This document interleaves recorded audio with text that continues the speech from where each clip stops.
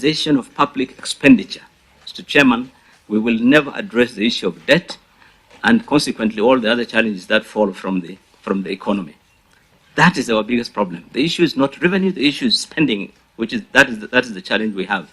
For example, this year, when we think that this country has got serious problems, we increased expenditure from 3.3 trillion to now 3.98, almost 4 trillion. In a year when we are already facing challenges, our revenues are going down, the KRA is not able to meet the targets. So what will happen?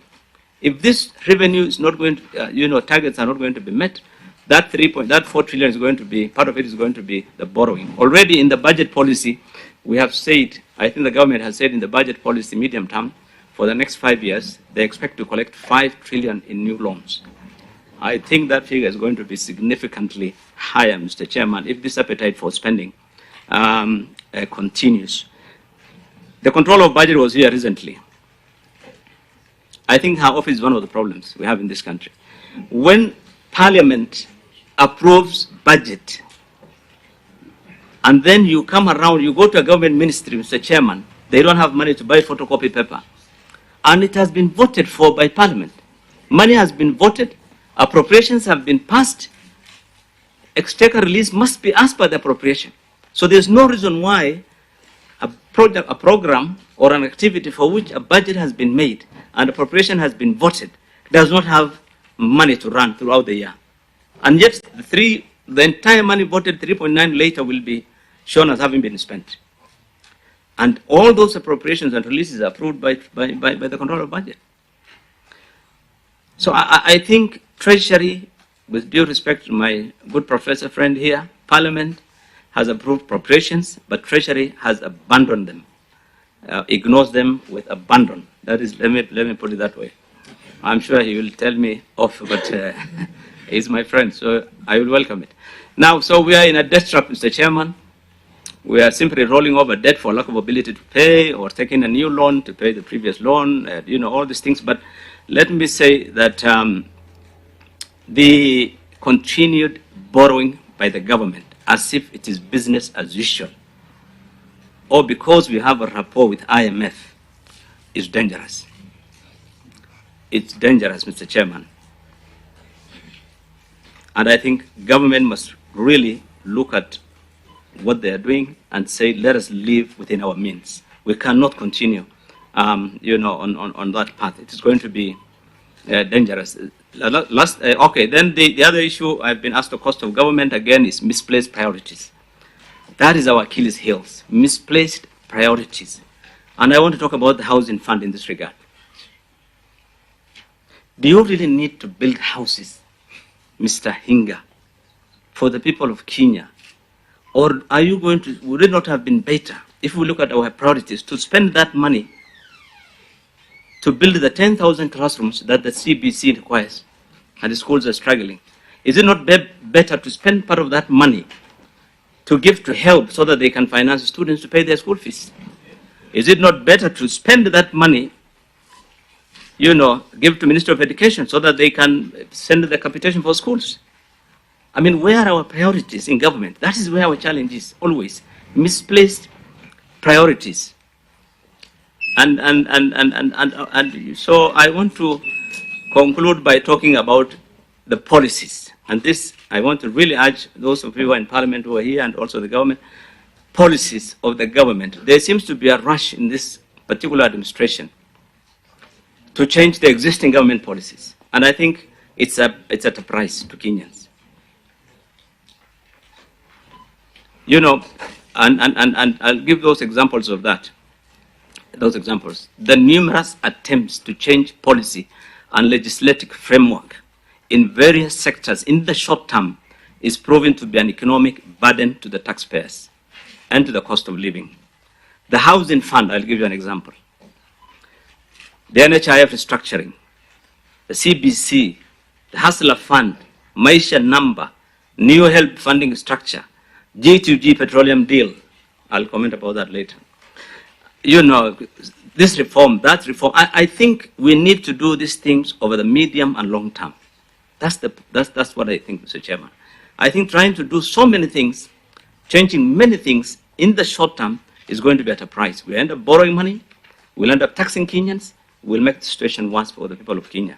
I think we need to, yes, you're a new administration, but there's need to spread some of these things over the medium term, so that we don't have these challenges. Lastly, I want to comment on the energy, Mr. Chairman.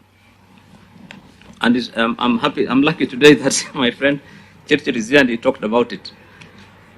In September 2013, and I remember because I was in Senate, in September 2013, Mr. Churchill was the Cabinet Minister for Energy.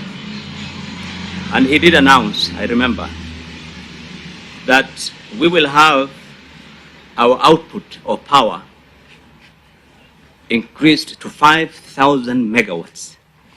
And he said the target is within 3 years. And most of that was going to come from geothermal. And in fact, at that time, the discussion was, do we have the demand for all that power? That was the discussion. The potential for geothermal in this country, from what the ministry has been announcing over the years, is up to 10,000 megawatts. This is one of the greenest energy, clean, and it's cheaper than all these others. Mr. Chairman, 10 years later, that dream has not been realized. My worry is 5 years from today, we'll be sitting on the same table discussing about the cost of power. We have said, let us finance Kenya Power. Kenya Power is being financed by Kenyans. These days, I refer to it as a criminal enterprise because we support them on exchange. They bill you to recover the loss of exchange. If the shilling changes today, the dollar changes, you pay for it. Inflation changes, you pay for it. Why would that company be making loss? Why would that company be making loss perennially? And we are told, we have to support it. Last year, June, we were paying 3 million shillings electricity bill. Last month, we paid 6.1 million. The same capacity consumption. So you can't develop a country if your cost of energy, yes, monthly. Okay. You can never develop a country if the cost of energy, it's something like that. So I think, with respect, Mr. Chairman, unless we deal with the issue of power, we cannot talk of developing this country forward. When the power was reliable, and it was cheap, and it was available, Kenya was a powerhouse for manufacturing. The whole of Eastern Africa was dependent on Kenya. Today, our manufacturing is gone. It's not only contracting. There's an exodus over the last 10, 15 years by many companies. People have moved to where the cost of production is cheaper. Because cost of production is the main thing. You can't compete. If my water is going to be, every time we're thinking of manufacturing, you are thinking of how much is it going to cost. Will I be able to sell? So that is the challenge. And energy is one of the largest, the main component. Plus, of course, the many regulatory and other challenges that we have. So I think, Mr. Chairman, let me leave it and then we'll deal with questions in the interest of time. Thank you very much. Well, we thank you. Please. You said you're going to comment on the G2G. You need to understand that. Oh, yes. I was, once upon a time, as the chairman said, was in petroleum. I left 5 years ago. But let me say this, and I think the CS has said it. The open tender system that we had was very efficient. In fact, it was so efficient, it has been copied by other companies. What they do, the ministry was doing, was very commendable. They aggregate the total demand for fuel, for example, for next month from the market. If it is 100 million liters of diesel, then they would tender. The ministry would do an open tender, very transparent, and then the companies would, because it's the mean average price in Dubai. Plus, of course, the only thing you quote for is the premium. And because of that competitiveness, we were getting I can tell you for a fact, I don't know of a time when we have ever paid more than $40. In all my life, I was in petroleum. $40 per cubic meter for the premium. It's always 10, sometimes even negative. Some of the big companies, because they source, for many of their chains in other countries, they were even giving negative. I do remember one time. Then we go to G2G. G2G. I have written about it and I have said this is a crooked deal. we go from 20 to 40 to $100 premium. We were told it will be cheaper. It is not cheaper. We were told it will help on the dollar. It has not helped on the dollar. Find out the day this thing was announced, what the dollar rate was and what the dollar rate is today. We're buying in our industries at 156, average the whole of last week. So it has not helped. It has not helped.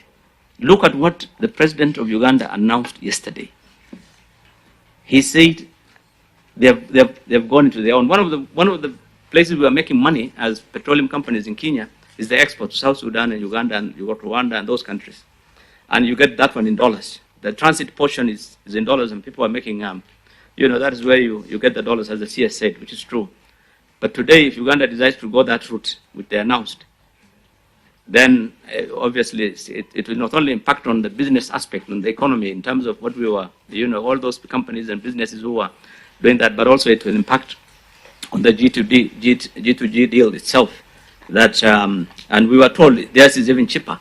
I don't know the details, but I'm sure CS knows. But I think it's part of the tweaking that we're doing on policies that is causing all this, which I mentioned earlier, Mr. Chairman. Thank you very much. Thank you. Thank you. Abraham. Thank you. If you can be as quick as Bill was. Yeah, I will. First of all, thank you. Thank you so much to this committee for. Just hold on. Now put on your mic. Put on your mic now. Good now? Yeah. Thank you. So it's really a pleasure to come and join us fellow Kenyans as we discuss these matters which are really of concern. I work in a space where we have also spent a lot of time thinking about this and speaking and presenting. And one of the questions I asked myself when I got the letter was, what more should I say? Because we have said to Parliament, but this provides an opportunity to be able to speak. I will not repeat the matters that Bilo has spoken to, but let me bring us to attention that as we speak right now, according to the statistics we have of 2021, 22 million Kenyans are below the poverty line. And therefore, when we say this, we basically, and that could have changed. In the last 2 years, a lot has changed. Incomes have not increased, if anything, and I have shared in the paper that I've presented. The incomes are actually on a negative growth. And therefore, we are not talking about some utopian institution out there. We are talking of real people. We are talking of Kenyans spread across this republic who cannot put food on the table, who now, because of the cost of the high cost of living, have to choose between medical care and school fees. And you would wonder, so should they worry about medical care now, or should they worry about the future of their children and their education and the like? And therefore, I needed to present that number. That 22 million number is an important number because then it puts a face, it puts a life of somebody in this conversation. And then the slow growth of incomes, I will not talk about so much about the cost of living because that will be the core of what I present. But one of the biggest challenges where we are is that incomes have not changed in the last couple of years. If anything, during the COVID period, and I was just looking at the budget speech that the CS read, earlier this year, there are very few Kenyans who are earning, even be above the figures that we basically increase the taxes. I think it was about 1.1%. So you have a very huge population of who earn much more, but even the incomes have not changed. And the report I'm looking at here is basically by 2021 we are on a negative 6% in terms of decline in incomes. I will not say so much about the dollar, but the dollar has a compounding effect. And therefore, let me speak to the things that we think are critical for us to think about. Public debt and debt servicing has been presented by Bilo, and I'm sure the CS will also speak. The question of in-year deficits, in other words, how deficits grow within the year, is a matter of concern. Mr. Chair, if I was just to just present and say that every year our deficit within the year has increased, say for 2021, 2022, 2022, 2023, where we had a negative 16% and a negative 5%. 2014, 2015, we had a 99% increase in deficit from 367 billion to 732 billion.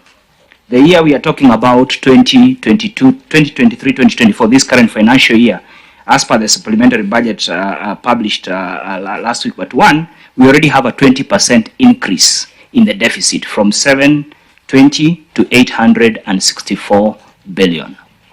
Unless we rein in the deficit problem, we will still continue to run with a public debt problem that we are unable to manage. And this is important because when you look at the trend, these are changes that happen within the year. Mr. Chairman, if our revenues are not performing, why should our expenditures increase? Why don't we rationalize our expenditures? I want to confirm to this honorable team that I don't think we have a revenue problem. Every year our revenues have been growing year on year, an average of 10%. We have a spending problem. And somebody who is struggling with Fuliza, Tala, branch does not need more money. Needs a behavior change. And therefore it is important for us to rein in. Because what we are doing is that we are borrowing more and more and more. But where are we borrowing from? When you look at our debt currently, it's at about 50% each in terms of domestic to external. The debt servicing that we are paying, just one step behind, that whereas our debt is big, our biggest risk exposure is within the domestic market. Mr. Chair and co-chairs, I think this is a matter that we are not having a conversation on. This year alone, we expect to raise a revenue of about 2.5 trillion Kenya shillings. Let me bring it down. We expect to raise about 250 shillings in ordinary revenue. Our consolidated fund services, which includes pensions and constitutional expenditure, is 200 shillings. I'm just using average, it's 2.078 trillion. Out of that, our debt repayment is 1.86 trillion, 186. So do the math, 250 minus the 200, which these are non-discretionary expenditure. So we basically, it's a must pay, it's a must spend. Of that 180, 100 is to the domestic market. Now, why is the domestic market important? It is because a lot of that borrowing has been on double digit. 12%, I think the last coupon I saw was at about 15%. In other words, we are highly at risk because with all that money being held by government, what it has done is that government basically is competing with private sector, with private individuals in the domestic credit market. That is important because when you read the story of what has happened in Greece, in Argentina, recently in Ghana, then it is the domestic market, the famous haircuts, were taken in the domestic market. But why is it important? If you have only, and if you add appropriations in aid, it's another 400 billion. So basically 290 shillings in my simplified figure. What you're saying is that teachers alone will cost you 400 billion. In other words, if you just add teachers' salaries to the consolidated fund services, all the money in ordinary revenue is gone. You've not even paid for military costs. You have not done transfers to devolution. And therefore, I want to suggest to this honorable committee that we have a debt crisis. And it is important that for us to have part of this national dialogue is perhaps to start having a conversation on how do we restructure. I'm avoiding the word default. How do we manage ourselves out of this situation because we do not have money to provide public services? And we have tried to analyze, because when you look at expenditure in social services, you look at expenditure to county governments, in terms of the transfers we are making to county governments. Everything is on 0%. It's only debt servicing that is on a higher upward trend. We have a crisis.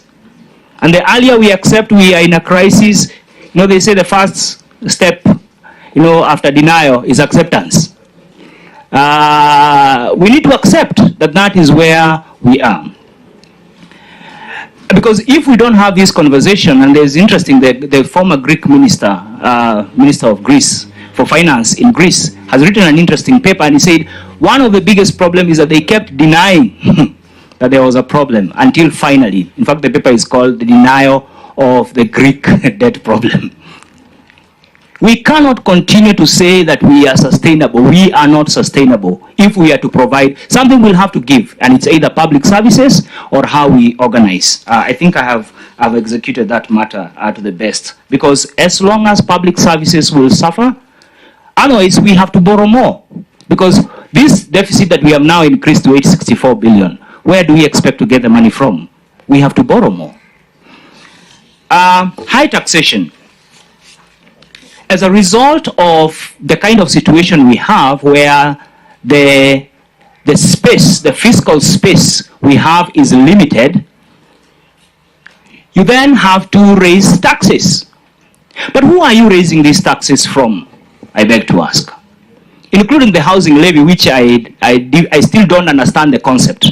And I consider myself among the Kenyans who read public documents, perhaps more voraciously.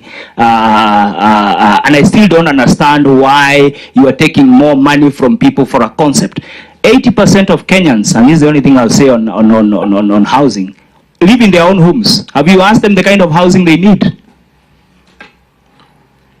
I rest it there. High taxation, therefore, because of the situation we find ourselves in, the only option left is to raise more taxes.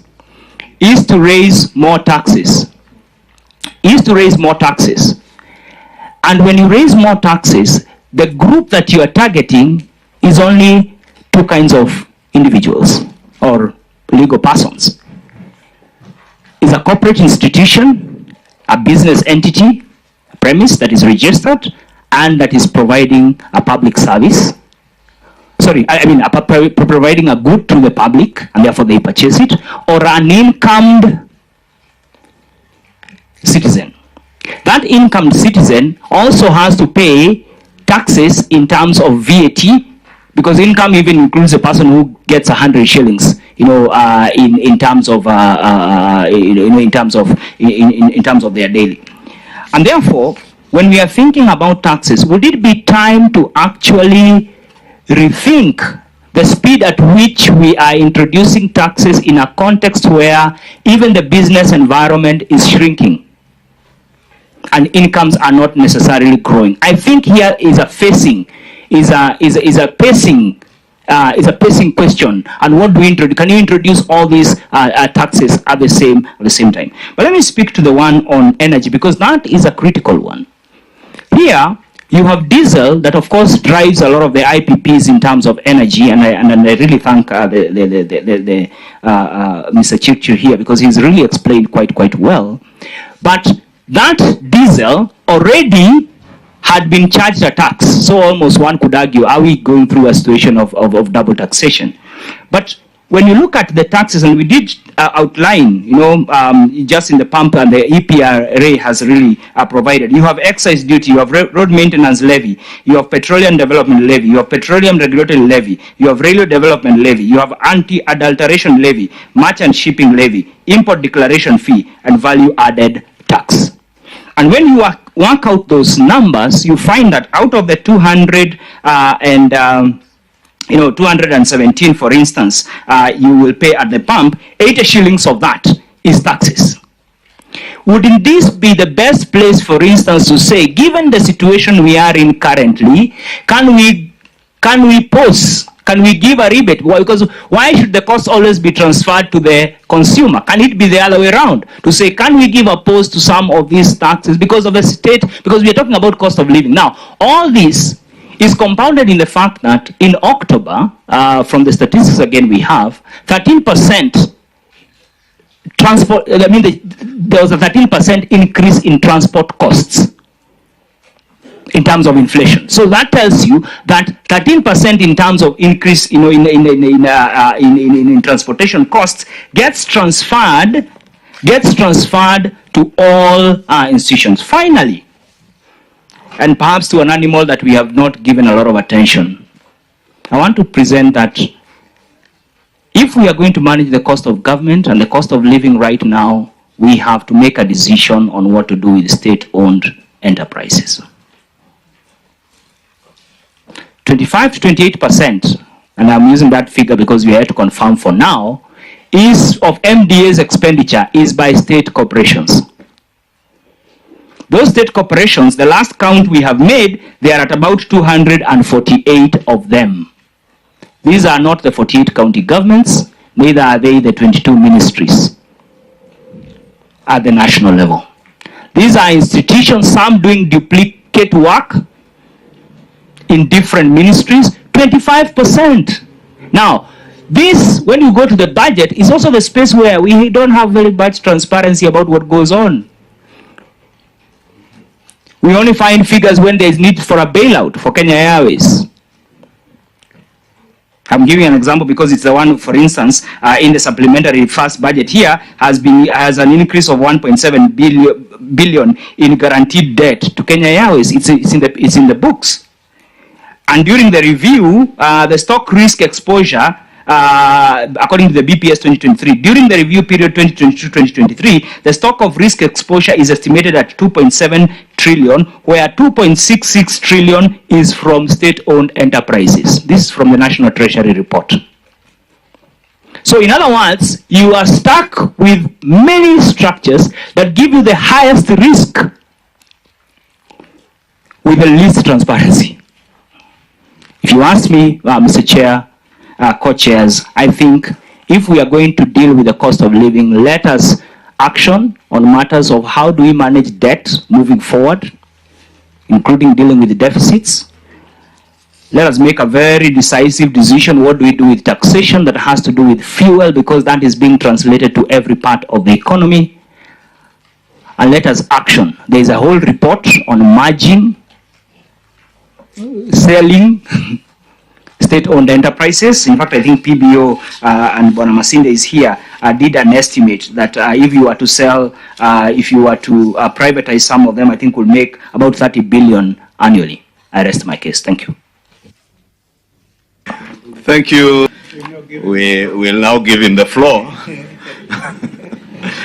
to tell us whether he plans to do something about them. And this is the beauty of this engagement and this dialogue, is that you have an opportunity to say what you have said to other institutions. Bilo has been very well heard in the media, and now he can be heard by Kenyans, and the CS can hear him, both CS National Treasury and Energy. So, Professor. Thank you very much, members and the co-chairs and everybody else who is listening. It's actually a very informative debate, which actually can push me even to ask questions. But I would make sure that I don't do that. The DNA in me will be suppressed. The DNA in me is that I'm a teacher. So I would suppress that, Your Excellency. You already are familiar with that. But I wanted to find out, I want advice from you, Your Excellency, co-chair, and Wanakimani Shunga, the co-chair. Should I first of all comment on what has gone through, or should I first of all do I had some written submission on the 3 areas that I was asked to talk about. But they also interlinked with some of the issues that have come up. I think the best, my view, Kimani may have a different view, is you please make your presentation. Okay. And then after that, comment. Okay. Yeah. Without necessarily repeating what has already been said. Okay. I think the statement I started with was on the cost of living and also related issues to that. And what I did was to prepare some responses that would actually try to explain where we are. Because I think, I'm sorry to say that sometimes when we find ourselves in a problem, we start thinking that that problem has just emerged. It has been there. It is the problem that we failed to arrest the problem that we find ourselves in the same problem. So, in fact, when I looked at this, I said, yes, it is important for us to look at the cost of living. But also, we have to also ask ourselves, how is it computed? How does it come about? Why are we beaten twice by this problem? And it has come up several other times. So there, in this presentation, I want to look at the cost of living. I want to look at the implications of the Finance Act 2023. I also want to look at the implications of what has come so severally on the removal of any taxes, levies, and charges to cushion Kenyans against high cost of living and their attendant cost to the economy. Let me start off with the cost of living. Honorable Chair, co-chairs, let me start by defining the cost of living. And this is the amount of money that people need to spend in order to buy the basic goods or services such as foods, clothes, and payment for, especially and even in terms of where they live. I think Abraham has used that as trying to define who is below the poverty line. But the poverty line is actually composed of a survival kit, so it could be different, but it's something that we can come back to. And the cost of living is often used to compare how prices of goods and services have changed over time, over a period of time, and given the area, or in a given area, but more importantly, how expensive is it computed, or is it shown in terms of to live in a particular area versus another. That's why you find that we have a basket of goods that are measured every month, and every 3 months there's a survey for different cities in the country, and 3 different categories of people: higher, medium, and low income basket of goods. So it's computed as an average of that. But what are the factors that drive the cost of living? First is to understand that the cost of living is actually measured through the Consumer Price Index, and it is reported every month by the Kenya National Bureau of Statistics. And the cost of living, the Consumer Price Index is actually used to measure inflation by tracking the changes of the prices by the consumers in the targeted basket of goods and services over time. Inside that basket, there are tradable goods. Inside that basket, there are non-tradable goods. I'll come back to that to try and explain what is happening in the 2 categories of tradable goods and the non-tradable goods. They have different effects, especially when it comes to nominal exchange rate movements. And even before I leave that, the non-tradable goods will drive the real exchange rate, while the tradable prices will mimic the exchange rate movements. Honorable co-chairs, as you may be aware, inflation rate has remained above the government range of 5.25, let's say 5% and 2% radius or dimension from both sides. That is 7.5% and 2.5%. That range, above that range, means, especially a high, it means that inflation is high. It's in a regime of high inflation. And this is from June 2022 to June 2023. And that means that you can actually argue that the cost of living was high during that period. The policy range is well percent on the other side. And we do believe that when it is below the 2.5%, we believe that it's deflation. And when it's above, it's high inflation, above 7.5%. And this is mainly as a result of commodity prices, especially food and fuel. And this has come due to multiple shocks. And so many people have talked about those multiple shocks. The biggest problem of shocks is that, especially from the supply side, is that we don't have solutions from the supply side. You have to bring back the supplies. But if you don't have the supplies, then you also have to take measures to bring to reduce the price level, and those measures sometimes, or most of the times when it's pure supply side effects, they induce the economy into a recession. And you can imagine a combination of recession and inflation is what we used to call it stagflation.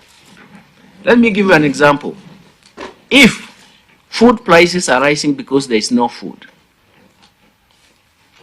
the only solution is to bring food into the market. Otherwise, prices will continue rising. If you're constrained by using the demand side tool, that is, you tighten monetary policy, what you are doing is that you are actually trying to dislodge the plateau of high prices in future, but otherwise you have not solved the scarcity value problem. So we have a scarcity problem. And we have so many people have repeated the crisis we have gone through. It's a layer of multiple crises. In fact, what I actually argue that you have crises that are persistent. Most of the time we believe that crises will be short-term. They will peter out. But these are persistent. It means that they create a permanent effect or a structural effect. And you have seen that in, especially during the COVID time, the Ukrainian crisis, the ravaging drought, all these are persistent shocks. And so they create a heavy impact in terms of food scarcity and the scarcity value rises. But of course, at the end of the day, when we thought we had gone through this, then obviously there was tightening monetary policy in the advanced economies. For many years, we thought that the quantitative easing would be prolonged.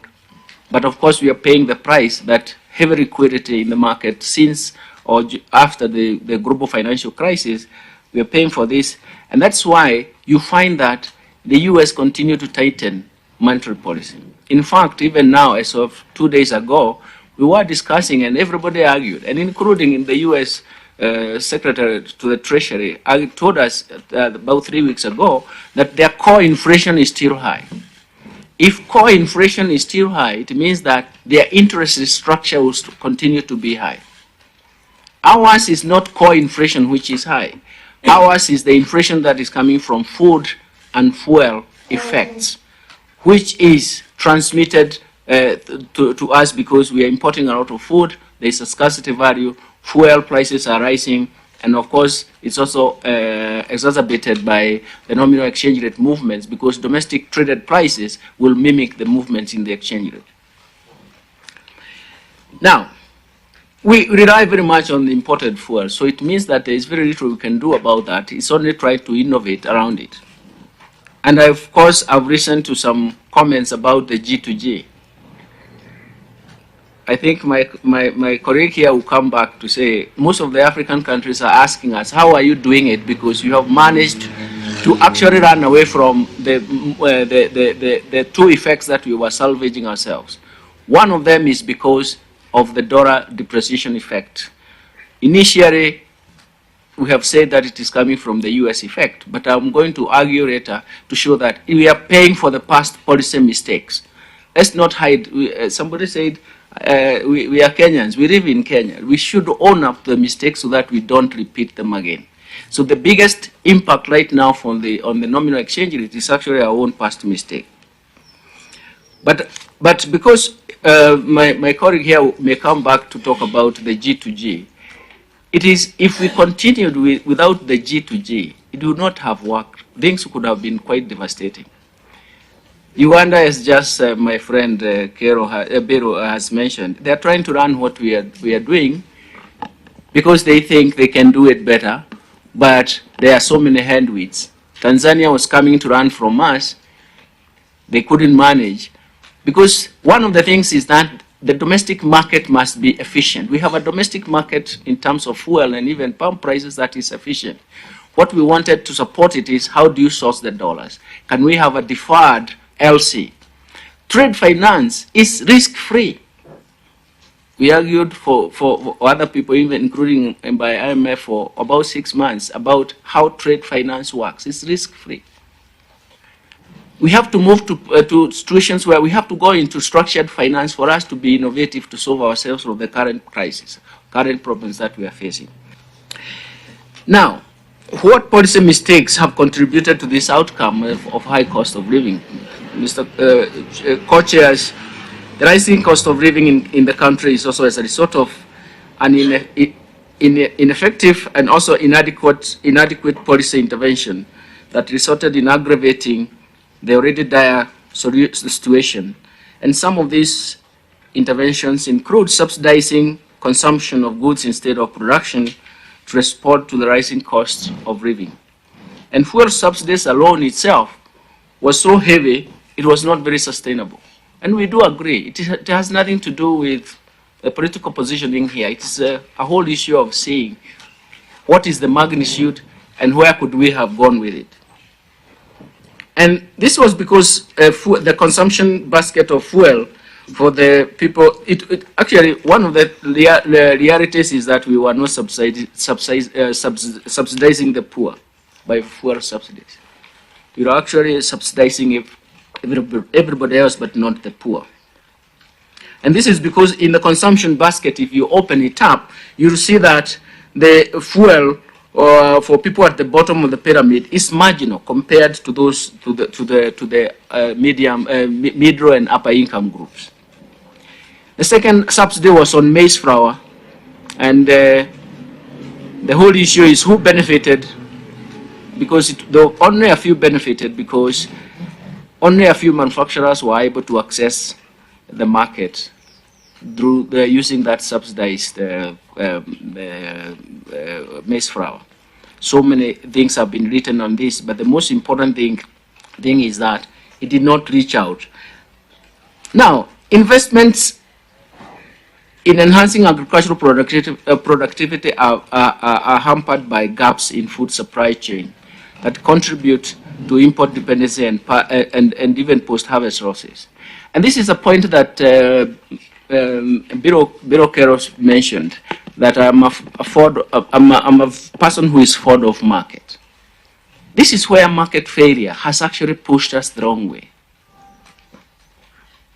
When markets don't function, in a sense, what you're really saying is that production will fail downstream. So it is no magic, because you are not going to produce if the market is not going to give you the returns. It is no magic also that if you cannot appropriate returns from your own investment, then you cannot invest. That's why we have a secular decline of the manufacturing sector. What Hinga is trying to do here is, why he's saying we need interventions, and one of the interventions is housing. For us to revive the manufacturing sector, let's be Kenyans, let's accept our mistakes. There is no way you're going to find people producing food if you cannot sell the food. You cannot sell maize, you cannot sell your rice, you cannot produce. When markets are functioning, then you know that upstream, downstream, you increase production and productivity. Then when you are there, and Kenyans, we are known for smallholder production. Upstream, you're observing higher incomes. That gate, that bridge that we have destroyed, that somebody has captured the market, then it means that you cannot produce food at the appropriate time. And with, I remember, Your Excellency, we moved, remember our discussion on production, transport, processing and transportation. That will facilitate storage. There is nothing with the current technology that we cannot store. So essentially, we could have benefiting from other periods that we could have done very well. Kenya, like many other countries, are also experiencing foreign exchange challenges due to the rise in US interest rates. And this is compounded by misaligned exchange rate and the adoption of managed exchange rate system. In the last 6 years, we have actually said, actually in the last 7 years, so we can actually say the system led to a collapse of the interbank, because you want to manage the two-way exchange and restrict how much it can. Then in the process, the interbank collapsed. Now, at the same time, Your Excellencies, let me say also, the government was heavy heavily investing in infrastructure projects and other mega projects, even expressway. What is the effect? The effect of that investment is actually to bid the prices of non-tradable prices up. Okay? The non-tradable prices starts rising because of that heavy investment. Because of that, if you wanted to compute the real exchange rate, because we need to look at real figures here, it is the reciprocal of the non-tradable prices. But that is too complex. Let me reduce it a little. If the non-tradable prices are reflecting the real exchange rate, what should happen is that the nominal exchange rate must move to equilibrate the situation. Otherwise, the whole economy will be at a disequilibrium. That is why the nominal exchange rate is the automatic stabilizer. I emphasized this in 2010, 2011. I think my friend here, he remembers, you remember that I argued that don't control the nominal exchange rate because it's the automatic stabilizer. It's the nationwide relative price. So the moment we control that, then it means that the non-tradable prices will push misalignment. Even the IMF and the World Bank mentioned some years back that the exchange rate was misaligned. That's also what the governor of the central bank a few weeks back actually said. It's a statement of fact that that was true. So what has happened? It is the process of adjustment. The automatic stabilizer must move so that it equilibrates the whole thing. We are paying for past mistakes.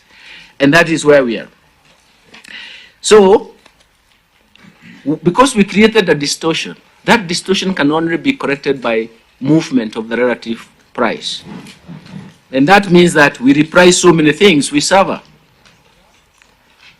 We suffer because even the nominal debt is actually ballooned because of the pure effect. In fact, our computation with some of the people who are showing me some data, they were showing that actually, even if you didn't borrow a cent, our external debt would have increased by 24%.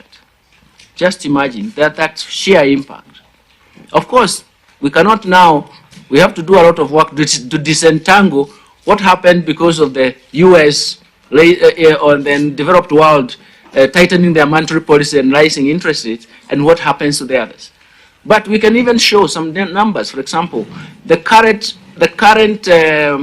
supplementary one shows that the deficit has increased by almost 0.9%. 0.9%. This is purely interest rate cost on debt. And that's why we have moved from our target 4.2% of GDP to about... That would be how much in absolute figures? It's about 145 billion. 145 billion shillings, absolute figure. That 0.9 or 9%? 0.9. 0.9. 0.9%. 0.9, an equivalent of 145 billion. Yes. On account of exchange on account of just interest rate, the exchange rate movement and interest rate cost. You can imagine how much we are exposed. It is a policy choice that we made that we have to have a floating exchange rate, but it's also a policy choice that we make. We sustain that policy space. It's a policy that is good for everyone, but we have to make sure that we don't control it for our benefit, because in the short term it may look nice, but in the long term we have to pay the price. You said you moved from 4.2 as a 5.2. I still think that we should allow Prof. Yeah, that's why I'm trying to continue on the topic. He said we moved from... We have moved from about 4.4. It was about 4.4 to add 0.9. It's giving us like 5.4. Okay. We are still trying to see how much we can cut. That's why the supplementary, to make sure that we remain at 5.2% of fiscal deficit. I know somebody talked about fiscal deficit, but even the example that was given by Biro Kero said we had moved to 9% in terms of deficit. Now, 9% accumulation of deficit, it means that you are working like there are no budget constraints. Abraham was talking about that. We used to model behavior, and the first thing is to say there is no Ponzi game. This in Kenya we talk about the pyramid. When we model government behavior, we start by saying there are budget constraints, no Ponzi games, or because you cannot have unlimited borrowing. You have to have. But now, when we moved from about what did you say, Biro? From is it 4% to about 4.2% to about 9%? You can see that something has to give way. Anyway, I'll come back to that a little bit.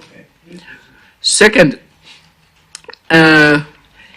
Of course, when the real exchange rate is misaligned, it affects everything else. It affects the performance in terms of our manufacturing sector. It affects the performance of our trade sector, and you find us in current account deficit is rising. So then again, nominal exchange rate must depreciate to equilibrate the process. You find that FDI, that is foreign direct investment, is not coming into the market. In fact, I was looking at the data from 2021, 2022, it was 0. So this outcome, it implies that for the economy to return back to stability and it means that the nominal exchange rate has to adjust and it depreciates so fast. But I cannot call it a free fall. That is not a good, there is a policy. It cannot be a free fall. It is actually adjusting to the magnitude of misalignment. Fourth, we do know that we also have to tighten monetary policy because you are faced by supply side shocks and you are faced by scarcity value, and you have to mimic also what is happening to the other world, like the US. In fact, when this tightening in the US began, you realize that most of the people have caught off guard, including even the European Central Bank. They did not react until the second tightening of the US. So by the time they were tightening, Europe was tightening, the dollar was already stronger than actually the euro. So essentially they noticed their own problems in terms of domestic inflation much earlier. Finally, there is no way in our current policy of exchange rate that domestic prices will not mimic the exchange rate movements. It also tells us that in future we cannot make those mistakes.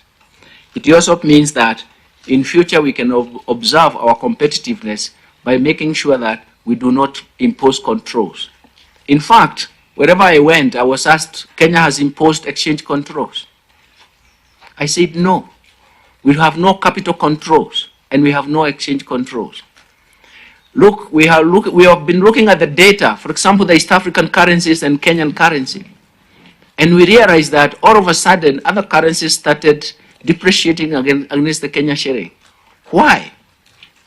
Because there was at one time, the Kenya shilling was overruled in terms of trading. In the East African, remember, it was the preferred currency at the cross-border, at the border places. But because we changed into the new designs, instead of having a seamless translation, we cancelled all the MOUs with other central banks. It became a foreign currency. Nobody was trading with it. And because you cherry pick which notes should it be, nobody was sure. Traders are never sure. They never follow the newspapers. They follow instinct. So if you look at from that period, from 2018, 2019, all of a sudden, all the East African currencies are strengthening against the Kenya shilling. I am calling them policy mistakes, Your Excellencies, is because that is where we are. It's an institutional failure problem that we have to come and remember that let's reverse it. We should not heap blame on anyone, but there is an institutional failure problem. Let me go to more government measures to reduce cost of living. And the first thing is when the Kenya Kwanza government started, began the journey for bringing down the cost of living and improving livelihoods, while at the same time trying to foster sustainable, inclusive economic transformation through implementation of bottom-up economic transformation agenda, we had several issues to take up. One is to recognize that at the totality of the problems that we are facing, it's a development discourse, it's a development agenda. I heard Ibrahim saying that we should cut spending, but you cannot wake up and cut spending. Because if you needed to cut spending and to the limit where it also fits your budget, you have maybe to have the population in school, teaching or whatever, everywhere, because they are recurrent costs. and we cannot just trim them at a go. We have to understand the realities. And one of them is to make sure that we have some interventions that do not require massive resources. Interventions can create a multiplier effect. One of them was the Hasra Fund.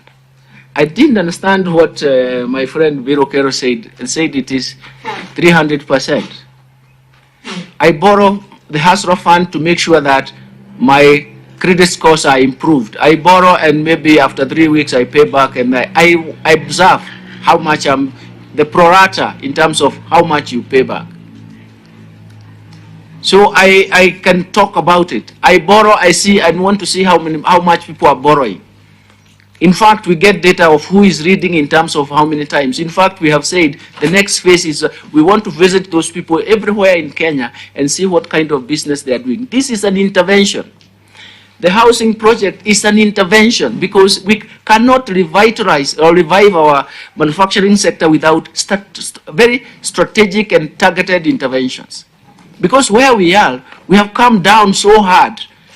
And I really sympathize with the situation that 22 million of Kenyans are below the poverty line. The debate is not how it is measured. The debate that's the truth. Poverty has hit us. One of my previous works that I would have started with it is to show that strong growth will reduce poverty significantly. But once it is supplemented by targeted social interventions to transfers, it is going to flatten inequality. But the whole issue is that everything that in that statement requires money, isn't it? It requires money. So let's not chase our shadows. The first thing to do, because we don't have enough money. For example, somebody talked about during the COVID, I provided a study where we did using data from phones. By the mere fact of shutdown plus targeted social transfers, we reduced our transmission rate of COVID by 9%.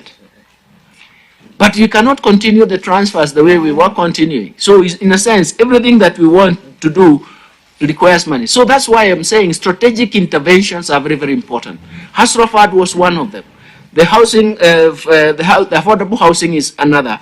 There are so many that are in the pipeline. But let me focus on, special focus on how we are going to increase employment and even create a more equitable distribution of income and social security because of the availability of, for example, affordable goods, affordable houses. We are likely to increase employment in a big way, and that can create its own momentum. But at the end of the day, we are looking at our tax rate or our taxes, not because they are tax rates. We are looking at, we cannot even afford to use the tax rates to actually finance what we really have. But what we have done with my team at the Treasury and the KRA is to ask, how can we increase the tax base? At the end of the day, it's the tax base. During the Africa Climate Summit, we actually said we need to go into natural resource accounting because there are resources that are not brought to our GDP, and we can actually, again, improve on that. When Hinga was talking, I was also trying to check even our economic survey to see when you're parading the GDP data, the first component is ownership of dwellings, isn't it? That is, so increasing affordable housing, we are actually increasing the base, the GDP. All these measures are what is required in the development discourse. Mr. Chairman and co-chairs, the government has taken a long-term sustainable approach of subsidizing production of goods instead of consumption to respond to rising cost of living. And through this, for example, the voucher, the provision of fertilizer through the voucher, e-voucher fertilizer subsidy, this is extremely important, and I can give you the numbers. About 6 million bags of 50 kg bags of subsidized fertilizer were provided, worth Kenya shillings 15 billion. And they were retailing at a cost of 3,500 per bag. And this is a major reduction from the Kenya shillings, from the retail price of 6,500 per bag. So it represented a subsidy of 3,000 per bag, 3,000 shillings per bag. The most important thing is that this fertilizer was provided to specific, it was specific to the regions, and that is why it has delivered a bumper harvest. And that is what we are expecting. That's why we are all fighting to make sure that the post-harvest losses are minimized this time round. The second was the guaranteed duty waiver on importation of key food products such as white maize, rice, yellow maize, soybeans. And this was again to add, and there are a combination of so many assorted proteins, concentrate, feed additives, that was effective from 1st February and to 6th August 2023. And this was to allow us to bridge food stocks deficit, as well as lower and stabilize food prices, and even animal feeds that were also suffering quite devastatingly. So you can imagine that those are very, very important interventions. The second intervention, co-chairs, honorable members, was the macroeconomic stability by ensuring that inflation remains within its target range. And the policy range is very, very important for us because it means that it anchors inflation expectations, and adequate monetary policy interventions were made. Inflation, for example, Monetary Policy Committee gradually raised the policy rate, the CBR, the central bank rate, from 7.50% in May 2022 to 10.50% in June 2026. And it has been retained at 10.5% in August. And consequently, we have seen inflation coming down from about 9% to about 6.7% in August, 6.8% in September. So it's flattening, and about 6.9% in October.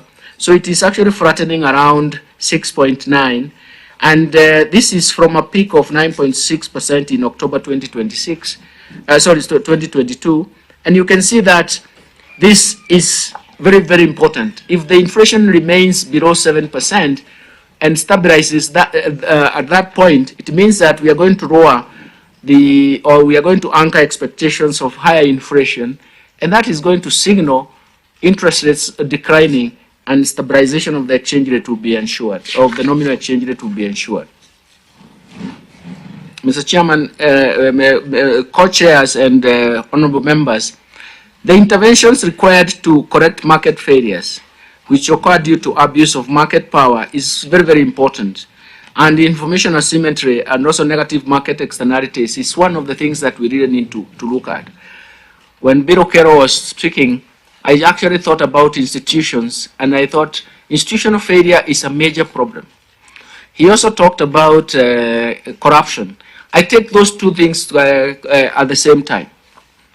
Because everywhere you see everybody talking about institutional failure, everybody talking about poverty and corruption, is an institutional failure problem. But we fail to look at it. We have to go back and ask ourselves, which institutions have failed us? And how do we solve it? Institutions have two key components, or maybe functions that I believe, I attribute them two functions which are very, very important. And one of them is to define and uphold the legal framework, that is the rules of the game. And because I'm talking to majority of the lawyers here, they know exactly what the legal framework means. And the second thing is that they have to define appropriate incentives. In economics, we call them incentives, but in general, it's what we call the reward structure. A combination of rules of the game and appropriate incentives will encourage prudent behavior in the marketplace. Let's face it. When institutions fail, we suffer. When you talk about corruption, I always like dividing corruption into two components. And that is where we really need to zero in. One of them is, I used to joke about it one time.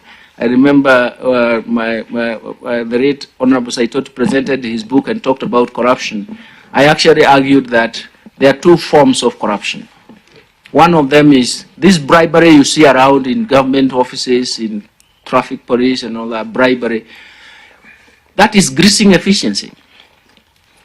It's because we have allowed the reward structure in public service to go so low that somehow some people look at you and say, if you don't grease efficiency, I cannot be efficient. But the second one, which is more subtle, is that it is state capture. And we have to deal with it through the legal mechanism. But if you don't deal with them, they reinforce each other. Anyway, I'm not saying that we should continue with the greasing efficiency. No. I'm just saying they can to really get shocked coming from you. No. I thought you actually meant greasing in efficiency, but it's greasing efficiency. But please continue. We'll yes, thank you, Your Excellency. It is greasing efficiency, but it can be eradicated by increasing incentives. That's why I brought the issue of incentives. If the pay package is consistent with your effort, then obviously you don't need any efficiency. But the most important thing is that because of institutional failure, they reinforce each other. And that is what we really need to fight. So in a sense, we want to make sure that we create interventions. For us to move out of this, we have to create interventions. I started with the Hasra Fund. It's an intervention. G2G is an intervention. Affordable housing is an intervention. The whole issue is that you start it off, and then when it is working, you release it to the market. But for it to work, the market must be nurtured.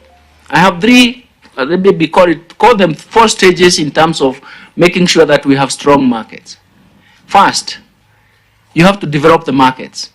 And even where they have been devoured by so many other institutional failure problems, we have to make sure that we work very hard to develop those markets. The second one is that we have to nudge that market to the optimal path. It is not easy, it just don't happen. The third one is that we have to protect the market, because markets will not function unless they are protected. That's why we have regulations. That's why the institutions that protect the market are very, very critical. And finally, we have to regulate the market. Regulating the market is reminding them that there are rules of the game. And that is what we are going to do when we make these interventions. Then we move to the next level. Interventions are creating the market. And then we move forward to solve the market failure problems. Let me give you an example. Why the Hasra Fund was very, very important. I worked very hard with some of you. Thank you very much. Working in Parliament was very good, because I convinced you that we need to have CRBs. Credit reference bureaus. Initially, we started sharing negative information. But I came to the relevant committees and argued that we also need to share positive information for objectivity. And they did agree. Then CRBs were created. And it was good that they have a one-stop where you can get information for everybody who is participating in the market, financial market. But then our revolution in terms of digital finance came in. And digital lenders started creating credit scores. It was very, very important, because it becomes an endogenous variable that you want to protect yourself. You want someone to look at your credit scores, and you can be evaluated on your credit scores, so we can escape the collateral technology that has inhibited the growth of the markets for many years. But over time, you can agree with me that CRBs were not talking to those holding the credit scores. They were not talking to each other.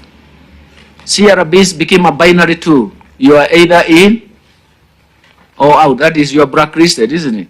You are blacklisted, you are out. But so it means your credit scores didn't matter. You be conscious about your credit scores worsening.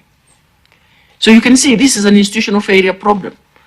I once wrote about it, but I will not go into it. But I argued that our digital financial system will succeed if there is no institutional failure problem. In fact, I called it state capacity must improve. So we have done so many, and I even wanted, because that's why I wanted to show you why the Hasra Fund was important. I've done so many things, but let me come to the energy. And of course, the diversification and what the CS has said is part of the game in terms of LPG. For me, that is very, very important. And again, the drought concerns. In fact, one of the things I wanted to add to the point that the CS Energy has raised is that we now have a technological breakthrough. We can actually store renewable energy. The green hydrogen is a very easier way to move, and that is what we are even moving. The world is moving into that, even the solar.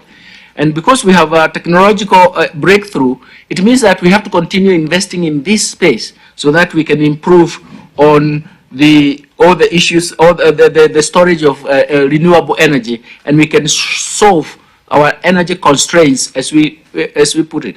By the way, it also means that our manufacturing sector, the secular decline in our manufacturing sector, has a bearing in terms of cost of energy. In the 1990s, we were doing a survey every year to the farms, and most of those farms actually closed down. And most of the time, when we started that survey, they were talking about interest rate structure. They were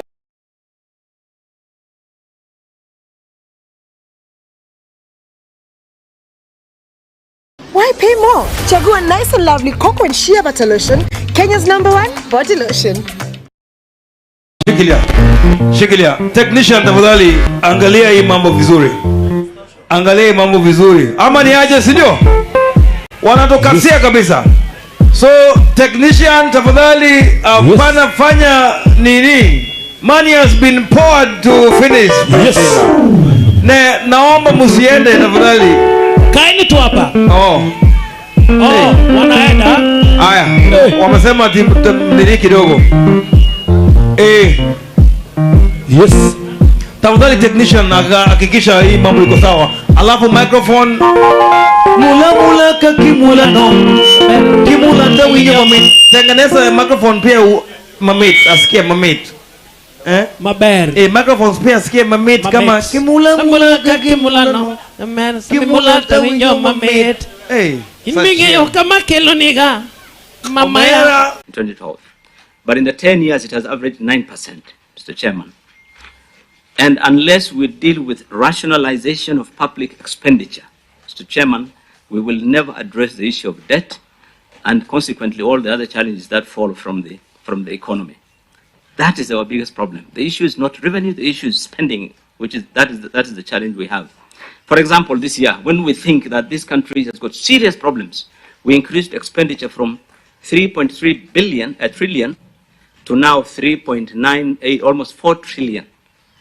In a year when we are already facing challenges, our revenues are going down, the KRA is not able to meet the targets. So what will happen?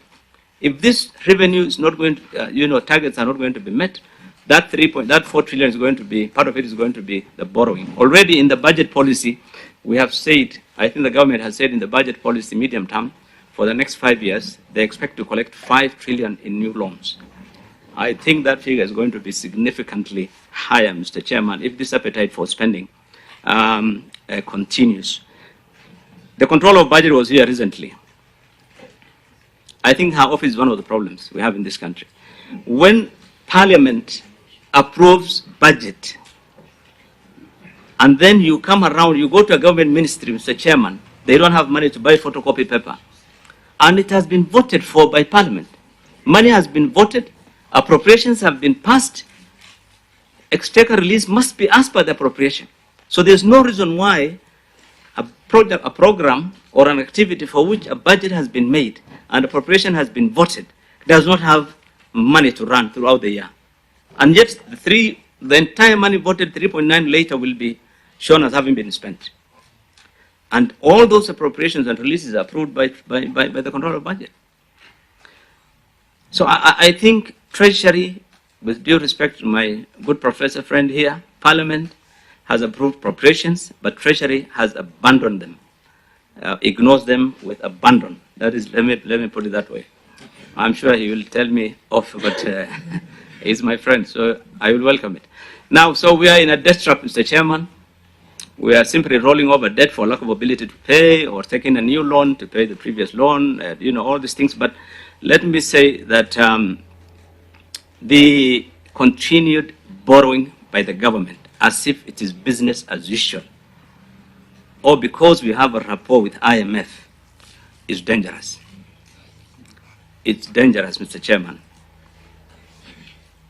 And I think government must really look at what they are doing and say, let us live within our means. We cannot continue, on that path. It is going to be dangerous.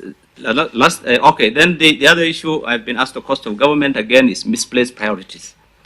That is our Achilles heels, misplaced priorities. And I want to talk about the housing fund in this regard. Do you really need to build houses, Mr. Hinga, for the people of Kenya? Or are you going to, would it not have been better if we look at our priorities to spend that money to build the 10,000 classrooms that the CBC requires and the schools are struggling? Is it not better to spend part of that money to give to help so that they can finance students to pay their school fees? Is it not better to spend that money, give to Ministry of Education so that they can send the capitation for schools? I mean, where are our priorities in government? That is where our challenge is, always. Misplaced priorities. And so I want to conclude by talking about the policies. And this, I want to really urge those of you who are in Parliament who are here and also the government, policies of the government. There seems to be a rush in this particular administration to change the existing government policies. And I think it's at a price to Kenyans. And I'll give those examples of that. Those examples. The numerous attempts to change policy and legislative framework in various sectors in the short term is proving to be an economic burden to the taxpayers and to the cost of living. The housing fund, I'll give you an example. The NHIF restructuring, the CBC, the Hustler Fund, Maisha number, new help funding structure, G2G petroleum deal. I'll comment about that later. This reform, that reform. I think we need to do these things over the medium and long term. That's what I think, Mr. Chairman. I think trying to do so many things, changing many things in the short term is going to be at a price. We end up borrowing money, we'll end up taxing Kenyans, we'll make the situation worse for the people of Kenya. I think we need to, yes, you're a new administration, but there's need to spread some of these things over the medium term so that we don't have these challenges. Lastly, I want to comment on the energy, Mr. Chairman. And I'm lucky today that my friend Churchill is here and he talked about it. In September 2013, and I remember because I was in Senate, in September 2013, Mr. Churchill was the Cabinet Minister for Energy. And he did announce, I remember, that we will have our output of power increased to 5,000 megawatts. And he said the target is within 3 years. And most of that was going to come from geothermal. And in fact, at that time, the discussion was, do we have the demand for all that power? That was the discussion. The potential for geothermal in this country, from what the ministry has been announcing over the years, is up to 10,000 megawatts. This is one of the greenest energy, clean, and it's cheaper than all these others. Mr. Chairman, 10 years later, that dream has not been realized. My worry is 5 years from today, we'll be sitting on the same table discussing about the cost of power. We have said, let us finance Kenya Power. Kenya Power is being financed by Kenyans. These days, I refer to it as a criminal enterprise because we support them on exchange. They bill you to recover the loss of exchange. If the shilling changes today, the dollar changes, you're paying for it. مالك يوم الدين إياك نعبد وإياك نستعين اهدنا الصراط المستقيم الصراط الذين أنعمت عليهم غير المغضوب عليهم ولا الضالين آمين. لم نشرح لك صدرك ووضعنا عنك وزرك الذي ينقض ظهرك ورفعنا لك ذكرك فإن مع العسر يسرا إن مع العسر يسرا فإذا فرغت فانصب إلى ربك فارغب. فضل سبحان ربك رب العزة عما يصفون والسلام على المرسلين الحمد لله رب العالمين. Thank you. Now that I mentioned your name, you can introduce yourself. My name is what the chair said, Hassan Omar, a member of this committee. My name is Catherine Wambilianga, a member of this committee, County MP Bungoma. My name is Aaron Cheruyot, member of this committee. Eugene Omalo, member of this committee. My name is Opio Wandai, member of the committee. I'm Stephen Kalonzo Musyoka, member of the committee and co-chair. Kimani Shongwa, member of the committee and co-chairing. Welcome. I think we'll also, I may know all of you, but not everybody may know all of you. You will introduce yourselves, at least the team that is presenting at the front. And if you have anybody who will be backing up, you can introduce them. Let me begin by apologizing. I know we're running about an hour late. And some of you are here before 9. So our apologies. Now, members of this committee, some travel from the villages in the morning. Our other apology is that we were not able to offer you even a cup of tea as you waited, courtesy of the CS National Treasury. We have no tea budget, and only the CS National Treasury can tell you where there is no cup of tea, CS Davis. So Karibuni, maybe you can begin with introductions, beginning with the one who has refused to give us a cup of tea.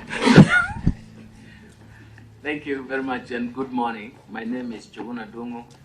I'm the Cabinet Secretary to the National Treasury and Economic Planning. Sorry about the constraints that we are facing, but let me tell you that I know the streets of the city and I live in Kenya, so I know the constraints. But we can talk more about that. At a personal level, I'll provide some tea.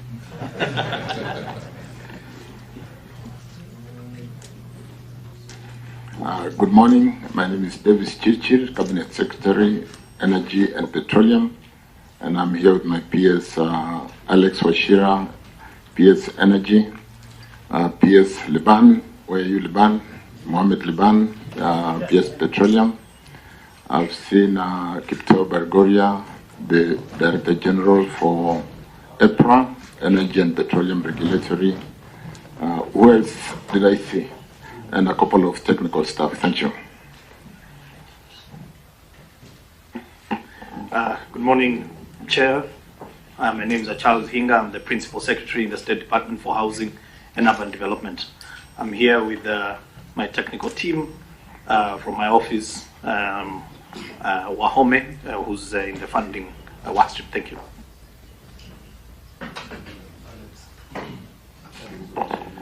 My name is Alex Kamawashira, Principal Secretary, State Department for Energy. Thank you.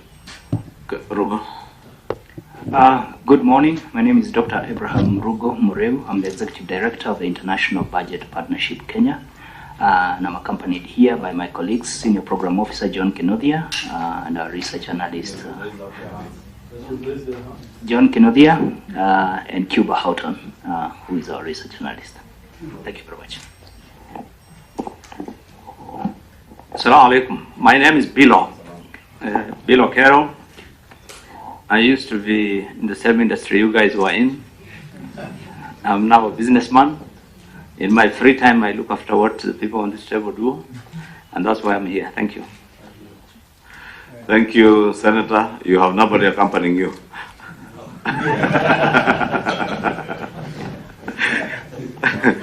Thank you for... I also see the Parliamentary Budget Office, Director Masinde behind. I see former Governor Nyeri behind there also. And they are here, some as observers, and someone like Masinde has been a participant from last week. So we welcome you. I don't know who wants to start. I know... Before they start, let me join Kimani also in welcoming you. So good to see you. I know that you're going to see as Treasury used to be Central Bank Governor. It's a very generous soul. So I pity you for what you're going through. I worked with you, worked with Davis Chirchir, was even giving out secrets to Kimani about, I know your village. We know you, Bilo, amazing man. Hinga, we waited for you, but you're in South Africa. We really want to hear from you. We know you. And so we're going to engage in a very honest conversation, which Kenyans, as you may know, are truly following. And we hope at the end of your presentation, you'll be able to assist us as a committee not to fall short of Kenyans' expectations on this very critical matter of the cost of living. We decided to single out cost of living out of our retreat in Mentaita, and we felt we needed a bit more input from the experts themselves. I'm sure you may have heard from some of your colleagues who came before us last week. So, karibuni sana. Sante, I was asking, I don't know how we proceed. We have a program. The CS National Treasury was listed as the first one, then energy, then housing, Bilokero and Abraham in that order. But I was proposing, since all these things may end up in the National Treasury, we finish off with the National Treasury. Probably begin with energy and housing, because they have also requested they're appearing before their respective committees on budget issues. So I was proposing we start with them, if you can agree amongst yourselves who to start. Davis? Agreed, we can start. Okay. How do we start? We were giving the others about 20 minutes max. Yes. You just give, there's a guide on what you are to address, I think in the letter that was sent to you. Yeah. And once you finish, we'll ask you to just sit in there. It would probably be good to just hear Hinga a bit, then Bilo, I'm sure, having been in the petroleum industry, is here to hear from you also, and you would also want to hear his take, and the same with Abraham. Then we can conclude with the CS National Treasury. If we take about 20 minutes each, if you can take less, the better. And if you have a written presentation that you can share with the Secretariat, it would help us also. If you want to project, I'm sure there are those who wanted to project, projectors are ready also. Thank you, Chair and Co-Chair and honorable members of this National Dialogue Committee. Thank you for inviting us. Let me confirm, honorable members, that we did receive the invitation dated 24th of October to appear before this National Dialogue Committee, and we have a written presentation which we have submitted. Chair, outside the formal presentation, let me say we're all concerned, particularly the Ministry of Energy, at the cost of living, and energy being a major co-driver of inflation, because it is basically energy is employed in very many facets of our lives. From transportation to powering industry, and so on and so forth. So anything that impacts on the cost of energy impacts on the inflation and the cost of living. And therefore, we are, as you are, looking for ways every day to see how to bring down and make our economy a competitive destination for investors, where cost of living for our people who are employed in industry would be able to make this economy a competitive destination so that we can attract investors. Chair, let me say as opening remarks that the recent happenings, particularly the post-COVID recovery period, where we've seen inflation in economies like the US, Canada, soaring to a high of 9%, is something that is being seen maybe in the last, 22 years, where we see Fed raising interest from a low of 1.5% to a 5.4% today, and then therefore causing the challenge of dollar unavailability in that tightening of monetary policy, and as seeing particularly in the petroleum sector unavailability of dollars because investors find it better to have their dollars sitting in investments, cash deposits, as opposed to allowing them to trade. But that is basically a post-COVID recovery of the inflation, where the US has decided to basically mop up the dollars they had issued during COVID to sustain their economies. And so that challenge is there. It's a global challenge. Those of us who trade in tea are unable to sell our tea in the international market because of unavailability of dollars in Pakistan, in Egypt, in Iran. And whereas we need those dollars to procure products which we don't produce as Kenya, like petroleum, pharmaceuticals, and all the other products.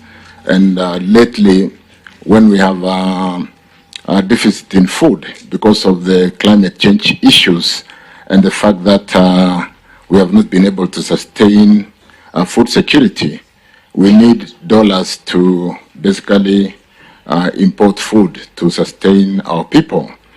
And this has seriously impacted, and like I said, energy, petroleum alone, honorable members, do have a requirement of $500 million on monthly basis. We import products into Kenya worth $500 million on monthly basis. We bring in 8 cargos, 4 cargos of diesel. A cargo is 80,000 metric tons. We bring in 4 cargos of PMS, that is super or petrol, and we bring in 1 cargo of DPK, dual purpose kerosene. And at a volume of about 750 cubic meters or meter cube, that is about $500 million every month. And to be able to, under the OTS system, honorable chairs, where the product will come into Kenya under OTS and be off-taken by the petroleum companies, luckily this product came off balance sheet. It is not traded by government, it is traded by the oil industry. And when it comes into the Kenya under the OTS system, what we do immediately is they have to off-take the product within 5 days. So you see a sacking of $80 million, $160 million, because we receive 2 cargos every 2 weeks. So we'll require to pay $160 million every week to be able to off-take 2 cargos, and a cumulative of $500 million for the month. And that is why we had the late nomenclature of G2G, where we went into deferred issuance of LCs, which would service after 6 months. And what that entailed, Honorable Chair, was to basically say, instead of paying for petroleum products on spot purchase every 5 days when the ship docks to Mombasa, on an LC that is issued and unwound immediately, let's go into relationship with governments who would understand the situations that we found ourselves in, and do an MOU, a memorandum of understanding, do a framework agreement where we would bring products on deferred LCs that would service every 6 months, or every LC would be serviced at an age of 6 months, and that basically there would be no accumulation of paying 6 months at a go, but paying as they mature for every cargo. And we did that, honorable members, to basically delay the exiting of $500 million every month, to address with my colleague, the CS Treasury, the macroeconomic issues of ensuring how do we allow those $500 million to be available to the pharmaceutical, to be available to some debt swaps which had been, some swaps which had been done on the Kenya shilling, awaiting the improvement of the dollar liquidity or availability in the country. How do we deal with the food challenge, given the drought that ravaged this region because of the climate change issues for the last 5 years. And so we were able to negotiate with friendly countries like Saudi Arabia, who are the world leading. I think they control 22% of the world oil reserves. We did work with Abu Dhabi and ENOC to work on a framework agreement that would give us products on deferred LCs and therefore delay the exiting of dollars for a period of 6 months. That, honorable members, did give us some benefits in terms of managing the interbank spread, the speculative tendencies which were there, where everybody of the over 100 oil marketing companies were running around town every day looking for dollars for the spot purchase, and exacerbating the depreciation. Because the Minister for CS National Treasury here will tell us how we've been able to slow down depreciation of the Kenya shilling from a high of 3% to some 1%, albeit the depreciation is still there because the tightening of the monetary policy continues because of what the background I gave in basically the US trying to manage its inflation. And we've seen countries like China and Russia trading in ruble, trading in their currencies, almost doing a barter trade in efforts to dollarize their economies, and so on and so forth. I've mentioned about tea. Those of us who trade in tea currently are not able to sell our tea because those other countries out there don't have dollars to pay us, and so on and so forth. So this has been one thing that we've done, Chair. We were able then, under that framework agreement, to negotiate for freight and premium because the petroleum products are traded on Platts. The OPEC countries do fixed prices every month on basis of products which is released to the market every month. So because oil is internationally traded and we've got Platts pricing, the only area you compete on is freight and premium. The cost of bringing the product and the premium which is charged by the oil marketing companies, which we did negotiate and got a fairly competitive rate. Kenya today enjoys freight and premium on diesel of $88 per meter cube, against what is obtaining today in the region, where we've seen a high of 260. I think currently Tanzania is having a freight and premium of about $160 per metric, per cubic meter or metric ton, if you do some literal conversion. So a high of 160 against Kenya 88. For PMS, we are currently having $95 per metric ton for super or petrol, whereas the region is having a fairly high rate, which I've shown in that document that I did circulate. And we've been, because we're dealing with a government to governments, agreed to that whenever the rates come down in the region, we are able to open that framework agreement and be competitive so that we are always below the pricing in the region. Albeit we can't do much on the international pricing of petroleum, which has soared from a $70 to $80 to $90. And I read an article in the Financial Times the other day, because of the Hamas and Israeli war, that that the international prices could go up to $150. And that would literally mean our products going to a high of 300 shillings per liter at the pump. We hope it doesn't get there. So we are almost managing scaling the heights as we chew the gum every day to make sure we do manage this frame. And because I did say, Chair, that these are products which are real drivers of inflation. And so we are conscious, honorable members, we are working on it on a day-to-day basis to make sure that though it's a global challenge, we do obtain the best pricing for our country. Kenya is a gateway for Uganda, Kenya is a gateway for Congo, South Sudan. And so we are not just managing for Kenya, we are trying to really obtain the best as a gateway because of our port of Mombasa, which services the other countries which are landlocked in the region. So far, what are the benefits? I've mentioned a bit that we've slowed down the depreciation, honorable members, chairs. We've managed the interbank, I think Professor Njuguna will tell us, and I'm quite happy today because when I go to these kind of meetings alone, and I talk to so much finance, and I'm lucky today to have the financial experts to support me to talk to the rate of depreciation, talk to the interbank, talk to what kind of swaps have been unwound, and the kind of profits which the multinationals have been able to expatriate, because it's also not good for investments when dollars are not available in the country. People like Safaricom doing business, and when they make a profit, they need to take their profit out, and that is really why they invest in the region. If you cannot take out your money, like sometimes in countries, our neighbors like Ethiopia, it becomes a disincentive for investors. So really, in terms of availability, in spite of the fact that it is still tight, if we did not do the G2G, the situation would have been really dire today. I don't know whether we could possibly be at 200 plus today.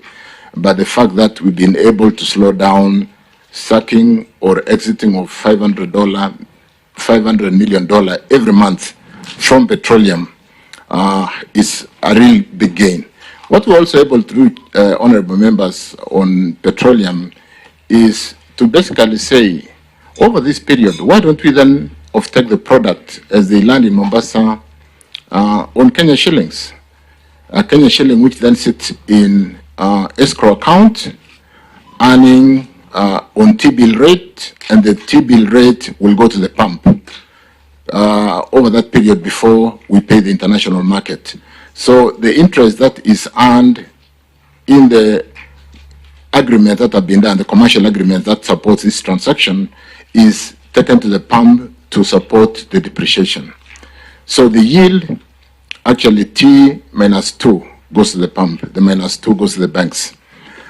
We also, similarly for dollars, which we are holding, because under this framework, the dual purpose kerosene, which is really the aviation fuel, is taken on the dollar by the flight industry. And the product that goes to our neighboring countries is taken on the dollar. So we do get 40% product being paid on dollar, while the Kenya product is paid on the shilling. The dollar is also invested. I think we are sitting on some $1.2 billion today. We've already serviced some 10 cargos.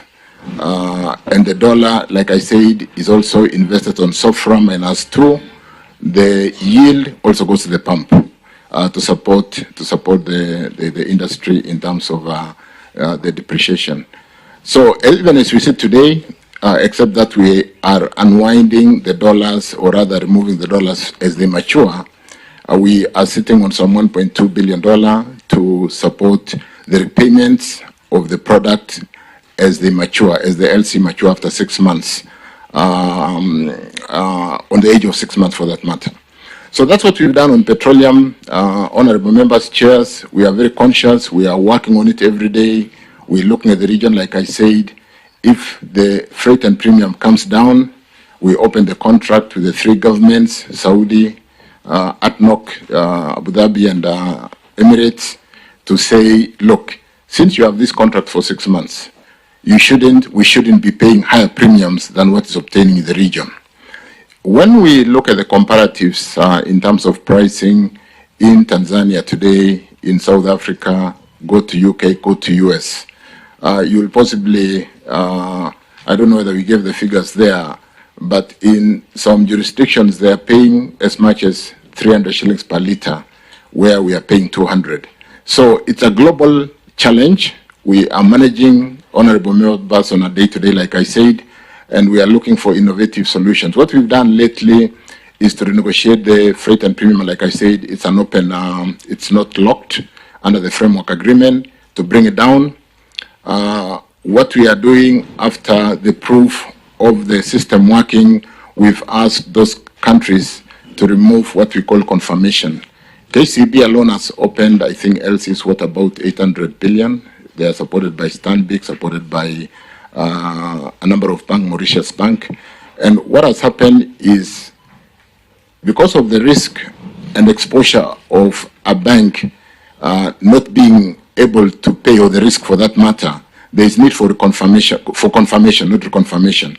And because the system is working well, we are now talking to those governments to say, do we really need to confirm these LCs, which were priced at 0.7% of the cost of the, and we have negotiated to basically pledge the cash in the account today because the system is working, and therefore confirmation is removed. So we get another benefit of 0.7%, which would otherwise go to confirmation for the investment grade banks or the AAA banks who confirm and take the risk out of KCB in case of a liquidity challenge or KCB is not able to pay for those or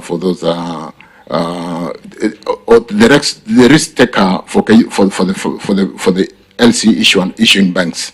So we are now removing. We are in the process of removing the confirmation, and we will subsequently see slight reduction on the cost of the financing facilities for this product. So that's what we are doing with petroleum. Unfortunately, there's nothing much we can do on the Platts pricing because they are set by OPEC. But on freight and premium, I can assure these honorable members and sitting that we are doing our best, and possibly Kenya is obtaining the best in the region because of the fact that the OTA system, the open tender system, is all employed in this G2G to be able to secure the support on this driver of inflation and cost of living.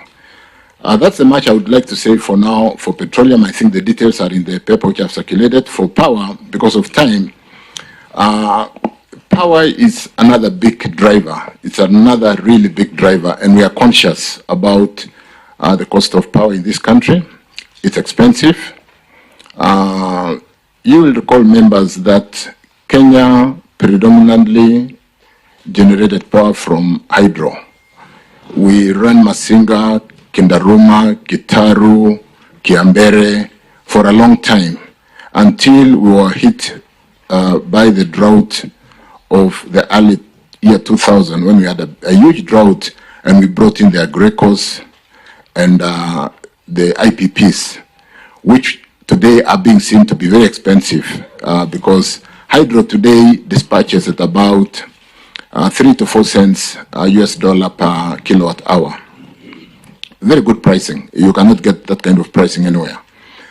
But because of hydrology, in the year 2000, we had to bring in these power generators that were quick to deploy. Because when you have shortage of power, you can go to the shops and buy a diesel engine and start it now and sort out your power problem. But it comes at a very huge price. They dispatch power to the grid today at anything up to 20 cents, 25 cents. And even when you go to Moroni, the Moroni GT, it dispatches power at 72 cents, 52 cents US, which is about 70 shillings per kilowatt hour.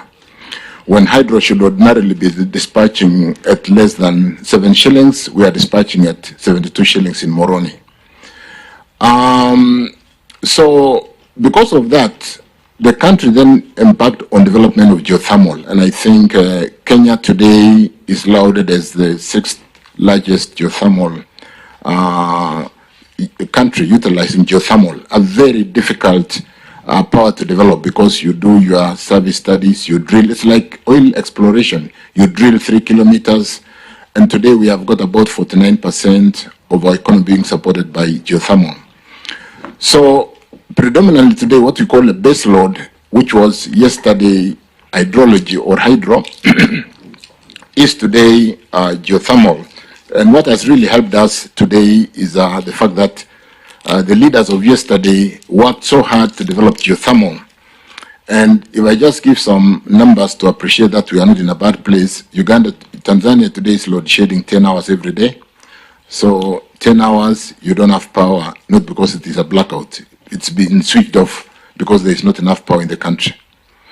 Zambia, Malawi, South Africa are load shedding into 12, 14 hours per day. Again, because of the climate change issues affecting us. Even Ethiopia, who gives us 200 megawatts at very competitive pricing of 6 cents US through a PPA we signed some times back. We've signed for 200, they are not able to give us 200. They are giving us 100 because they don't have enough water. The floods in Marsabit that we saw in the last 3-4 days have helped them to put some water in the dams. And we are now seeing slight improvement on what they are able to give us. So because of that, honorable members, hydrology, even as we speak today, though I went to the year 2000, we've not seen good rains in the last 3-4 years. We don't have water. In the data, and I'll be happy to give a supplemental onto that report which we gave, we've been dispatching 0 megawatts from Masinga for the last 2 months. We don't have water in Masinga. Even with these rains, the eastern and Your Excellency Kalonzo, you may be aware that whereas we've seen in the last 2, 3, 4 weeks rains in the west of Kenya, we've not seen much rain in the east part of Kenya, though we are beginning to see water coming up now. At a height of a low of 1035 meters above sea level, we are only having 2 meters now after the rains have just come in, but we are still not dispatching. We are doing 0 out of Masinga today. I was there yesterday, and I can tell you it's beginning to fill up. It's beginning to come up. In fact, we've seen 3 meters today. Of today, we are 3 meters above 1035. So, honorable members, why am I going there?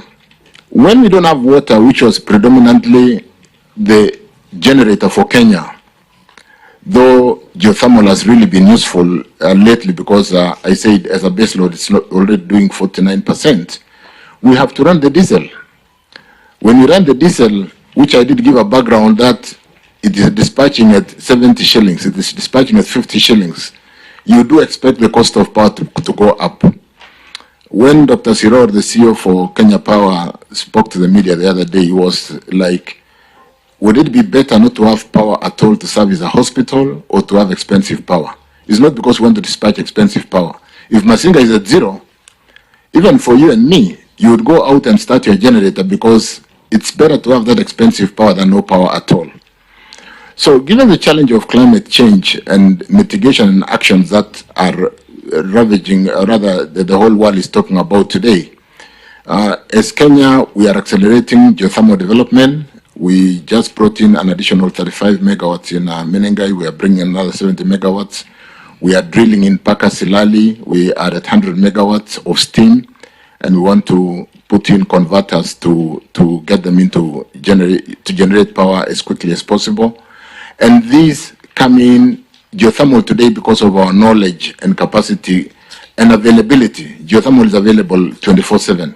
The solar and the wind, which is talked about on climate change platform to save the world, is not available at night. Solar is not available. As we speak, at peak hour today, we need 2160 megawatts today, but we don't have enough power. We are currently load shedding, though quite small. So we really need to bring in the base load, and solar is not available at night. When it rains like it's raining now, the Turkana 310 megawatts dispatches at 20%. Kipeto dispatches at very low percentage when it rains. I think when it rains, because of the vertical force of rain, the wind almost comes down to 0. And so we have a challenge, honorable members. We are on top of it. We are quickly and like the previous regimes working on geothermal to support our base loads. We're trying to now do hybridization so that we are able to store solar and wind when it is there because of intermittence, because the price of batteries have significantly come down today. Solar panels have come down. So we're trying to deploy in the current pricing cycle 23-27, we've got some 200 megawatts of storage, battery storage system to store the solar when it is there and we don't need, because honorable chairs and members, the problem with this intermittent power, they come on a PPA framework called take or pay. When it is there, you must take it, otherwise you still pay. So why don't we store and then we use it when we need it? Because when it comes in what we call economic order merit of dispatch, they take priority number 1. Whenever it comes, you take it, because if you don't take it, you still pay. So we then bring in batteries to store that power and use it when we need it, because the price of technology for storage today has come down, and then basically be able to also reduce the intermittence and stabilize the grid. One other thing which you are doing, honorable members, and which should have been done yesterday, is to deconstrain some of the transmission systems. When we came in, or when I came in, let me say when I came in, we found, for example, let me use one, Takwel, Otum, Kitale network or line, not having capacity to transmit generation from Takwel. Because when we developed Selenkei, Sedet, and Alten, the solar power plants in the west of Rift, the transmission line capacity was not upgraded. And for the last 4 years, we are not transmitting, or we are not utilizing Takwel, which comes to the grid at 3 cents, 4 cents, because the transmission line is not able to carry both the solar from Alten, Selenkei, and Sedet, and carry the Takwel because of the order of merit of despite take or pay. So what do? We carry the expensive power from solar, which is intermittent and not good for the grid, and the hydro is sitting idle because we do not put some investment of 300 million to complete the capacity of the line to evacuate that power. That is currently going on. We'll finish in a few, maybe another 2 months. Similarly for Narok, Bomet, where the network to Olkari has been built, the network from Bomet has been built all the way to Migori to support the tea factories in Bomet, Kericho, all the way to Awendo. And so we've got load shedding in Awendo, in Bomet and Kericho in the evening. We don't have enough voltages. We are using Moroni 73 shillings power plant to support the voltages because we have not built Narok Bomet to allow the Olkaria power to go all the way to Awendo. So again, we are currently having sourcing a contractor. We've got funding, and we'll get most of that cheap geothermal power to go all the way down to Migori County and service that western part of the country. And these are network issues that should have really been addressed in terms of getting the grid more stable and being able to offtake or to carry the kind of load, the kind of power that we need in those regions in terms of managing demand and supply for the country. Honorable members, we are conscious. We are really working on the 2 areas in petroleum and energy, in the grid capacity, in generation, confirming and assuring ourselves that even as we go forward to generate new power, we should go to what you would call auction for licenses so that they compete on prices of licensing as opposed to coming and negotiating privately in my office or in another office to generate power, when they can be, the auction process can be done in the open and the best price IPP can take that license and generate power for us. Unfortunately, members, I must also say, power is not a quick fix. When we plan power today for the next 5 years, what we're doing is not for tomorrow. And so unless we do what we must do today, we'll have problems in 27, 28, 2029. So the challenges we are seeing today are the challenges of the yesteryears because of, and as we speak, you remember we had this moratorium. We don't have much power plants being built today, and as I talk to load shedding, what power plants are almost reaching completion to support us tomorrow, 25, 26, 27. Those are the challenges we are crumbling with, but I want to assure our honorable members that we are on top of it, and we'll ensure that we do not get into where the region is because of not planning. And so the leaders of both houses, when we removed the moratorium that was placed by the executive sometimes back, Parliament put another moratorium. We need to remove that moratorium so that we can make sure that the power plants who are ready to dispatch or the licenses that needs to be signed can be signed so that we do not have challenges in 26, 27, and 28 where we could fall into where the region is today, load shedding 10, 12, 13, 14 hours a day. Honorable members, I submit. Thank you. As we propose that we listen to your colleagues. I think that's okay, honorable colleagues, whether we listen to the presentations before we make comments or interventions. Yeah? So who is the next one to go? Hinga. the honorable chairs and members of this committee, I'm delighted to be here this morning and humbled also to be making this presentation before my seniors. Allow me to begin by making a disclaimer. One is that, as you all know, that this housing levy is one of the things that was highly litigated. It is still before the courts. So today I'll try and avoid going to the merits and demerits of the housing levy per se, because that judgment will be made on the 24th of November, after which we should be free to talk about it in greater detail, but I'll try and cover as much as I can. Number two, Chair, is that at the end of my submission, hoping that the work of this committee will effect some changes in the Constitution at some point, hopefully, I would like to submit two requests. One is that under Schedule 4 of our Constitution, where the Senate religiously allocates resources to the counties, there is a small omission in that our Constitution has envisioned urban areas to be devolved, but it is missing in Schedule 4.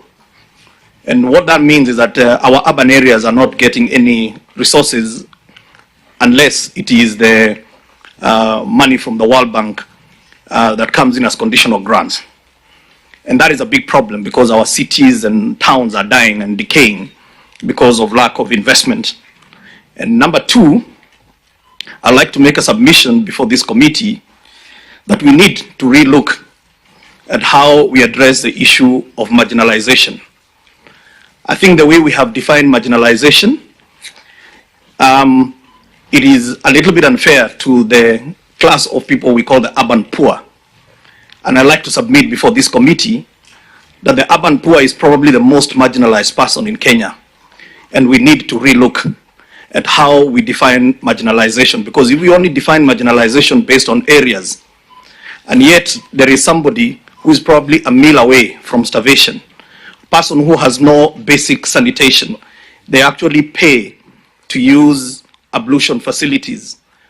For someone who faces what we call the penalty of poverty, which is they pay 172% more for water than you and I.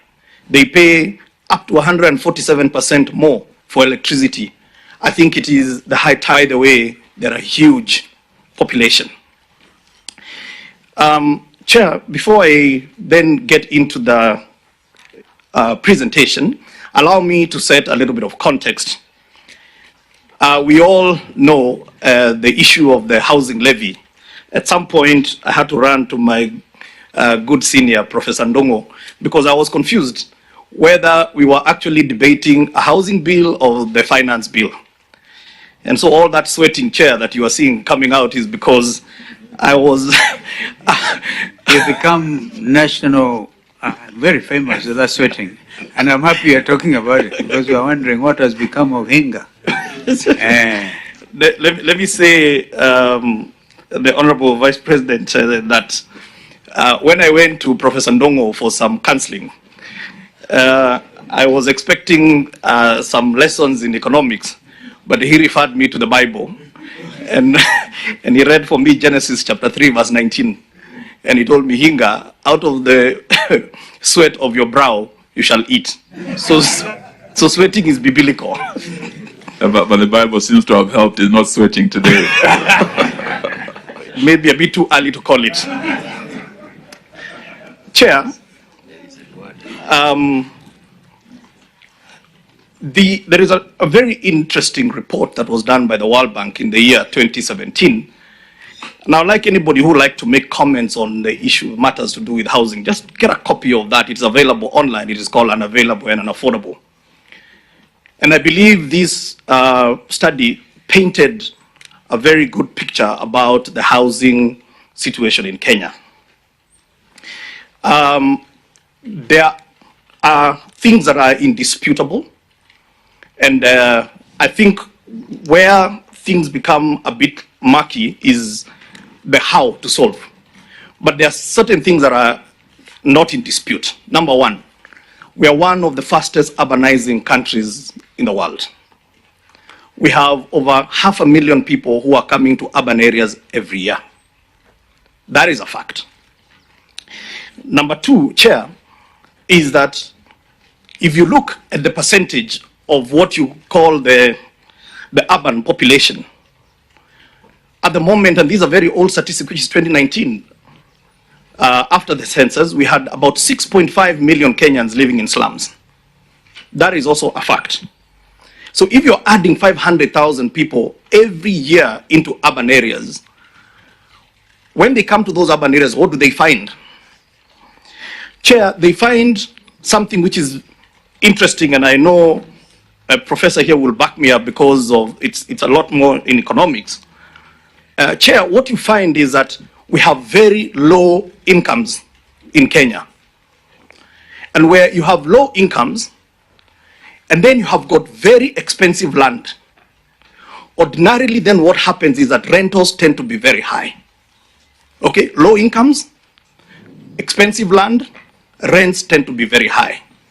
And so, therefore, your working class, I'm not talking about people who are not working, I'm talking about your working class, people who wake up, some even earlier than we do, to go to work, cannot be able to afford the kind of rentals that we find in the urban areas.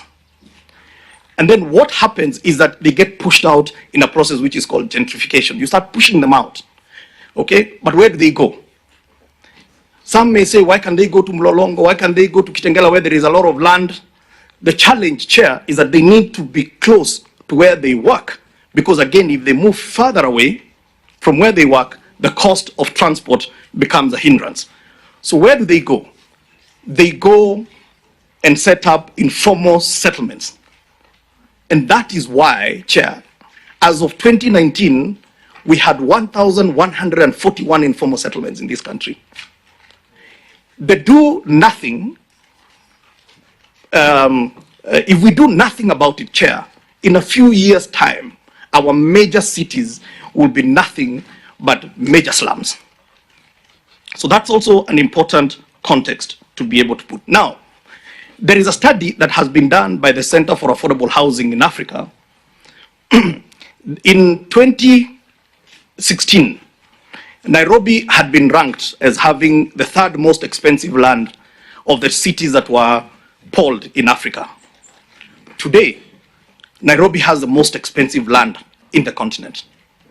So how do you have most expensive land? You have got very low incomes.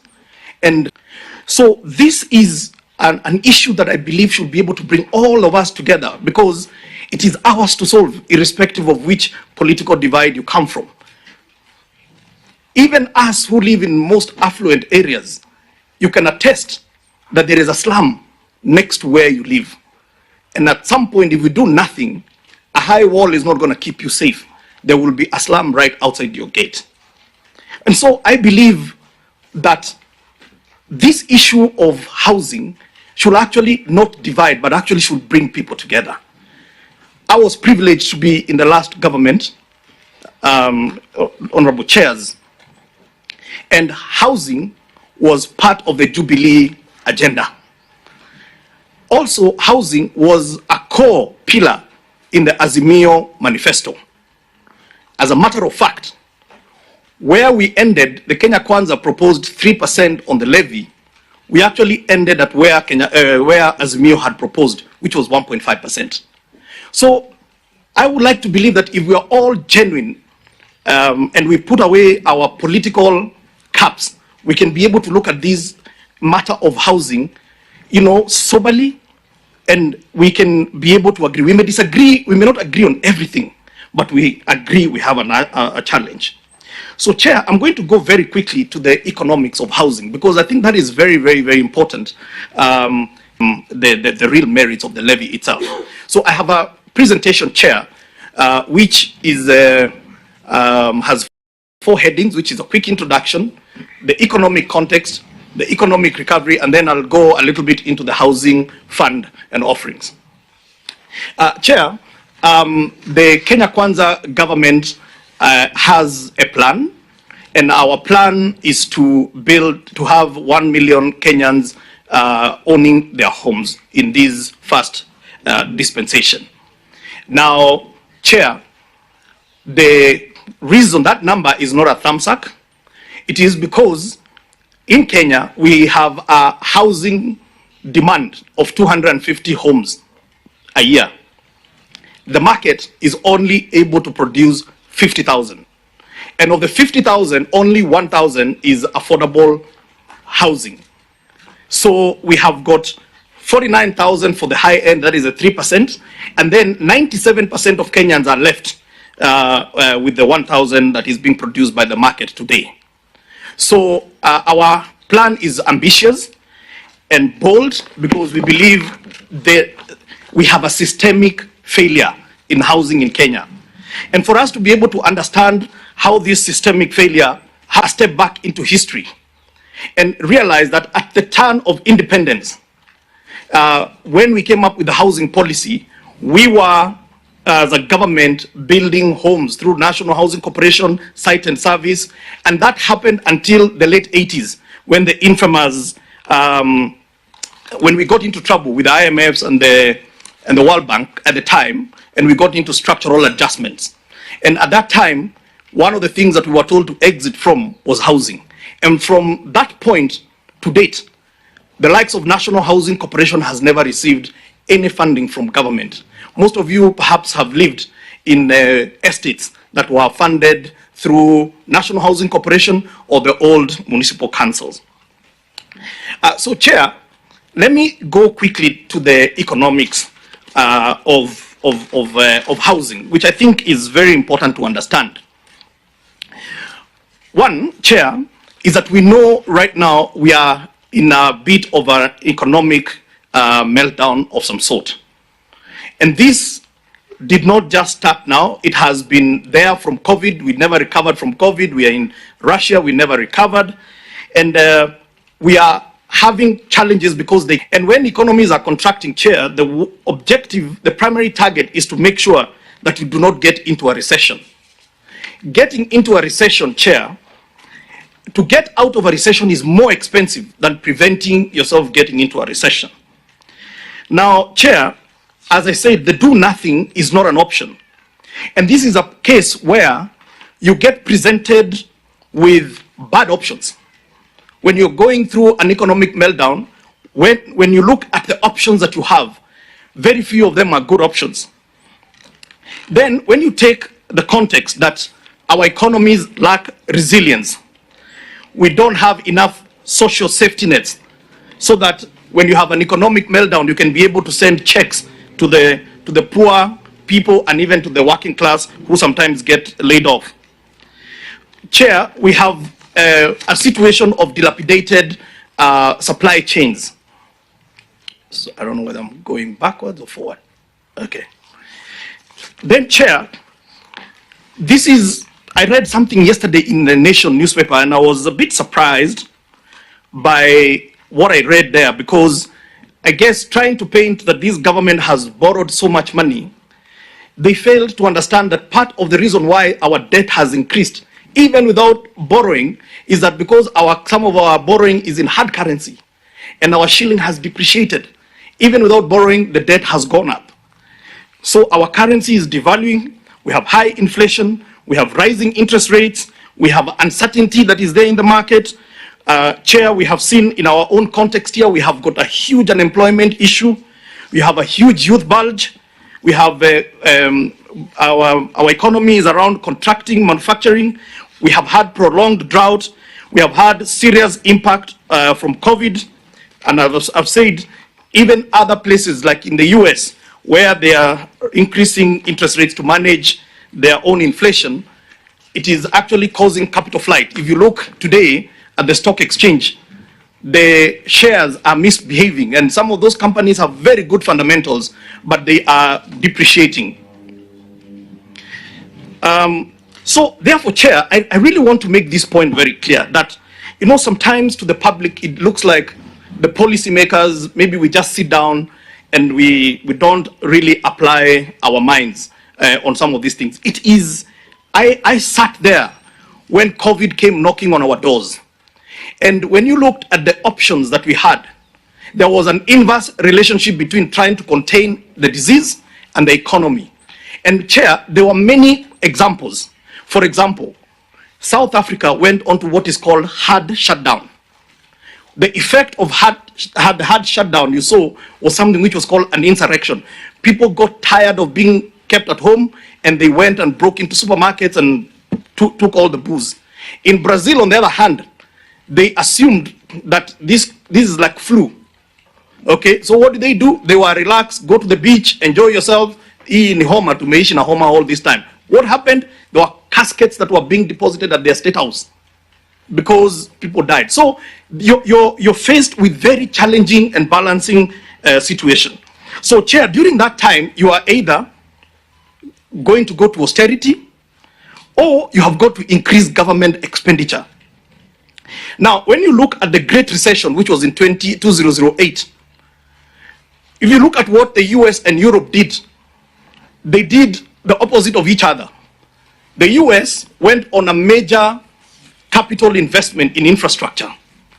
Europe, on the other hand, went on a serious austerity measure.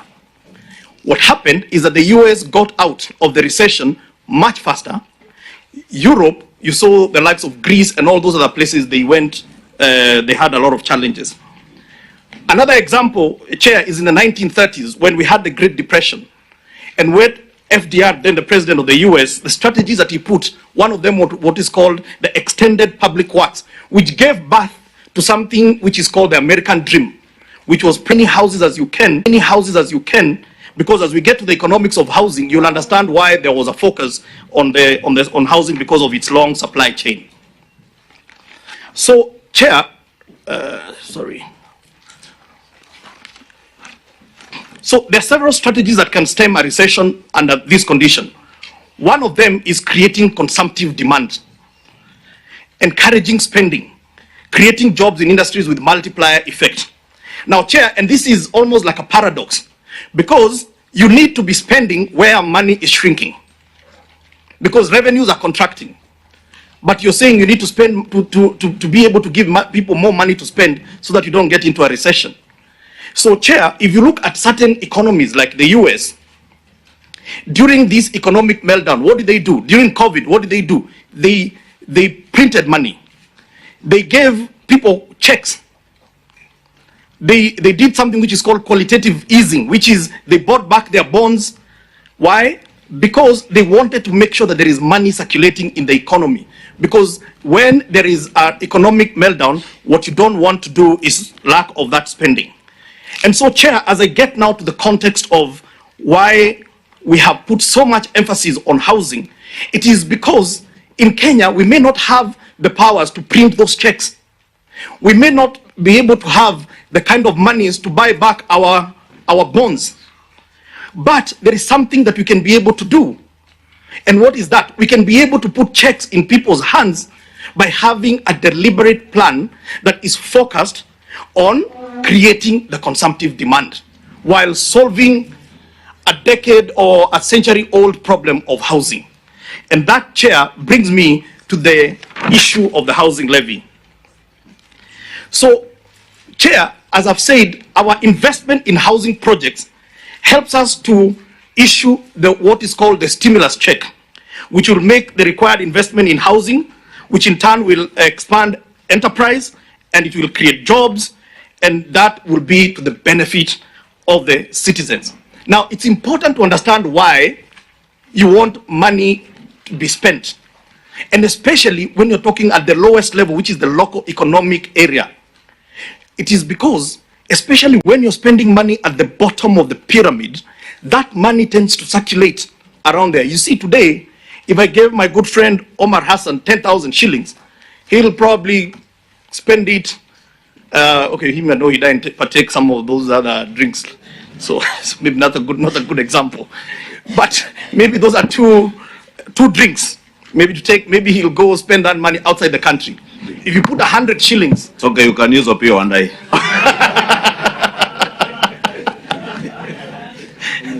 That's why, Chair, they were not served to tea. That drink is later.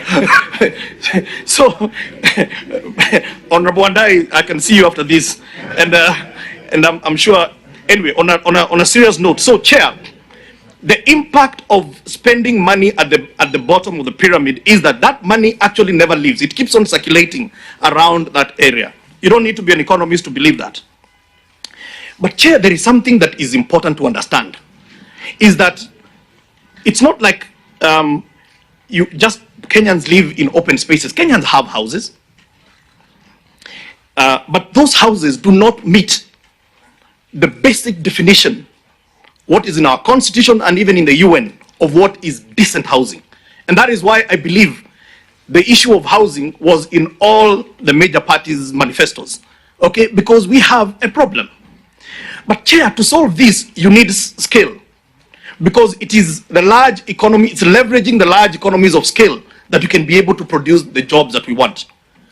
Chair, we talk about manufacturing, and sometimes we talk about manufacturing in abstract terms. Question is, what are you manufacturing?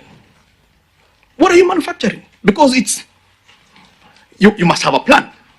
What are you going to manufacture? That is why our plan, when you look at the long supply chain of housing, from this country we import hinges, Chair. Hinges we import.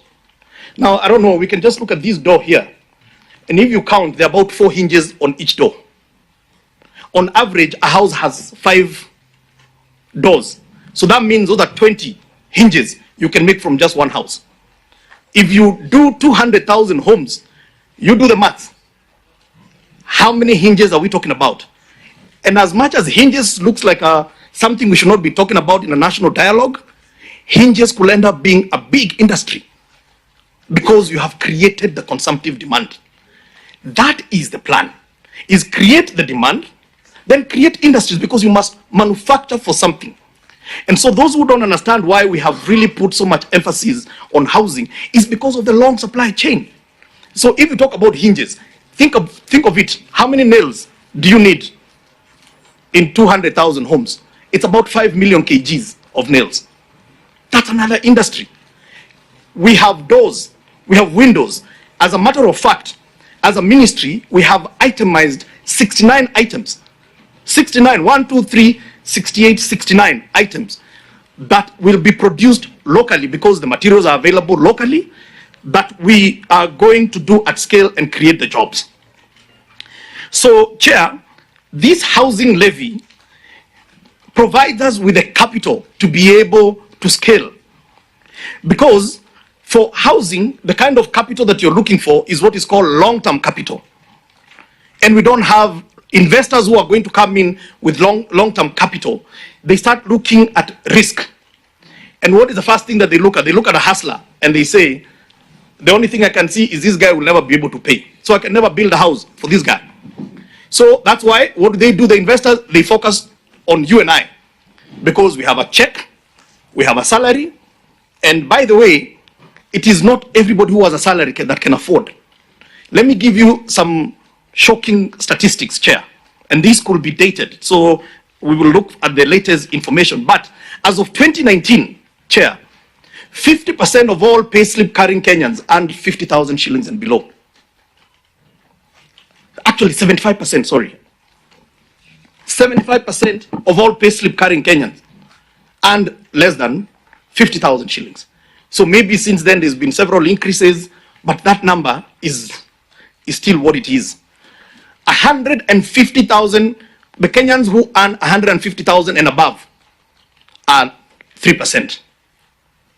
So if you don't have a plan, because of the low wages and because of the high rentals and the high income, you're going to continue having slums coming up every day.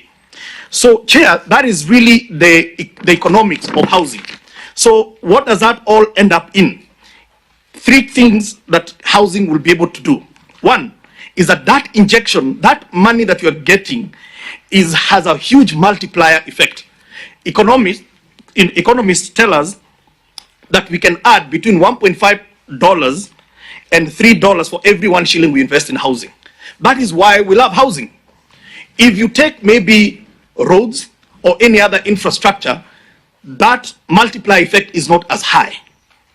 The other part is jobs that will be created. And I heard a lot of people talking about Hinga nataka tu kujenga kazi yake ni ya Mujengo. You know, okay, Mujengo is still kazi. But the reality is, this plan gets our manufacturing alive. And that is where the jobs are created. As a matter of fact, let me take you quickly to this slide, I'll come back. Because this really demonstrates what I'm talking about. I've just taken one product, which is cement. And let's look at the value chain of cement. Chair, I know maybe the whatevers are not very clear, but I start with the yellow tracks there. And they're not yellow because of Kenya Kwanza colors. But Chair, it's okay. That is now, Chair, the cement manufacturing starts in quarry. It does not start in the cement factory. It starts in the quarries. So if we are going to do 200,000 units a year, we need 18 million bags of cement. 18 million bags of cement. We produce cement in Kenya. So we will have a lot of jobs at the guys who are in quarries. But then there is a guy who is excavating, there is a guy who is loading, there is a guy who is driving the truck. Those trucks, Chair, it's a huge economy, logistics. Those are new jobs you're going to create. Then the truck goes to the factory with the raw material. When you get to the factory, Chair, what do you find there? Okay, you have people who are going to offload. They are very different from those who are going to be putting it in the whole manufacturing process. And quickly, Chair, then there is another truck there, the red one. Now you can see why it is different is because this truck is not the same as the truck that took the limestone from the quarry. These are different. These are new job that you have created. Then it comes to the construction site. At the construction site, you still need people to offload. You have your batching plant. You've got people who mix the mortar, and some of them you can see we use wheelbarrows, and they will carry the mortar. And the guy who's carrying the mortar is very different from the guy who is actually doing the construction or fabricating the panels. Chair, this is just one product, which is cement.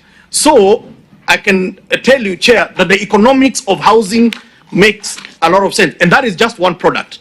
And you can take any other product, Chair. And we didn't even talk about packaging.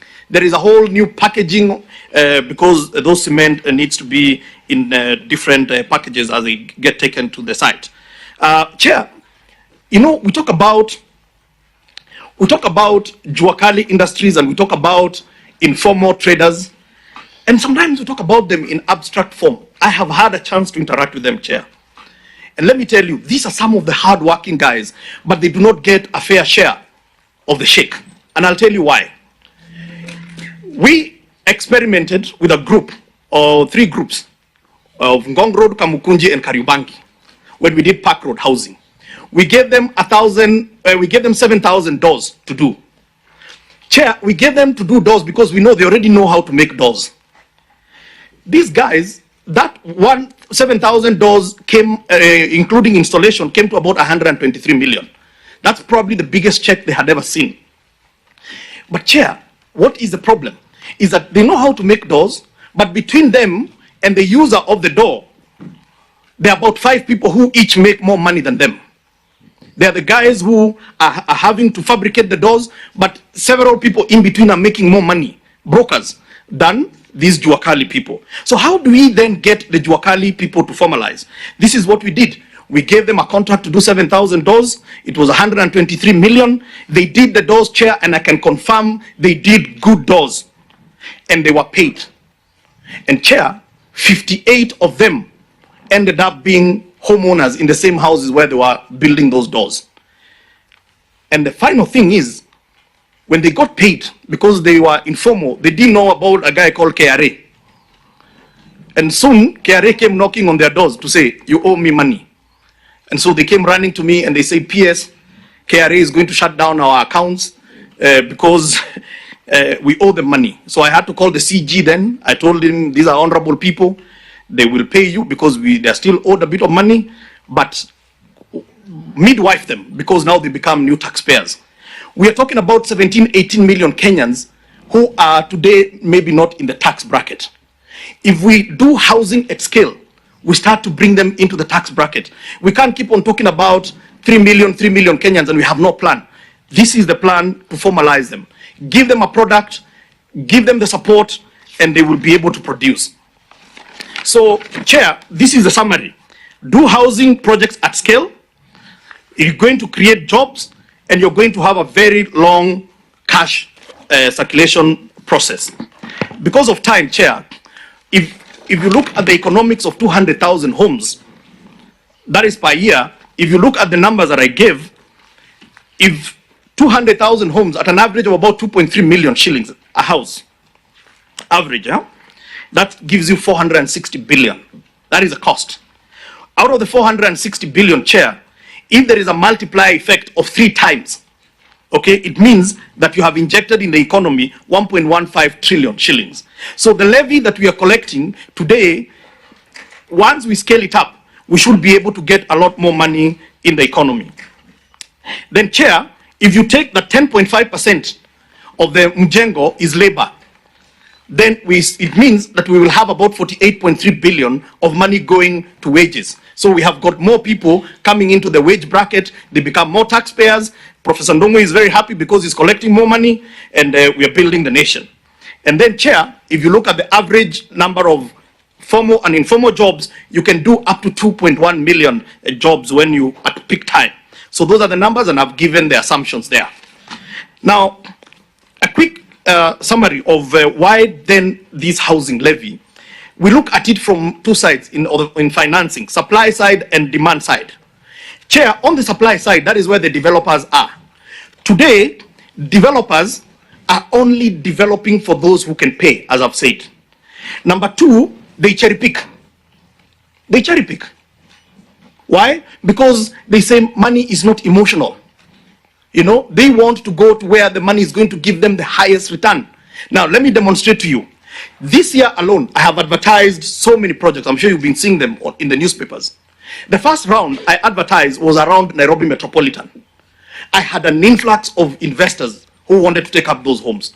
Second round, I went to Western Kenya, Kisii, Migori, all those places. I had one investor out of 55 parcels of land that I whatever. Now, Honorable Wandai and the people from that block, you're also Kenyans.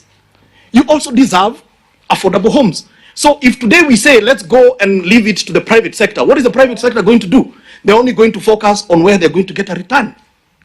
So that is why this housing levy gives us the ability to be able to build these homes indiscriminately in every part of our country. And that's why I wrote to every member of parliament and I requested that you give us land in your constituency. Think about it. 200 units, Honorable Wandai, 200 units is average of about 500 million shillings. That is about 5 times your CDF. That means there's going to be so many jobs back at home. There will be lots of industries. Your local hardwares are going to thrive. So, Chair, that's the reason why we need to do something on the supply side, because investors will only focus on those who can afford. On the demand side, though, on the other hand, we talked about low incomes. So the buyers, they lack adequate funding. They do not qualify for mortgages. They walk to a bank and the bank will look at them and tell them, listen, you don't qualify, period. The existing mortgages are too costly. Chair, in this high rising interest regime, I'm sure most of you have got a mortgage. Some of your mortgages have reached 18-20% now as we speak. This government is committing through this housing levy to give every Kenyan who wants, because it is not designed for certain people, it's for every Kenyan. If you're in social housing, we'll give you a house at 3%, fixed. Fixed until you finish paying, or Jesus comes, whichever comes first. Number 2, if you're in affordable housing, we'll give you fixed at 6% for up to 30 years for you to pay. If you are in market, because majority of the working class are in that market bracket, you're not also forgotten. We're giving you 9% fixed. That is half of what you're paying today in the market. And that has been made possible because of this levy. Because the levy is giving us scale, is giving us cheap funding that we are able to advance to Kenyans. So, Chair, this figure here, I'm just going to say it is the pooling of money from yourself, myself.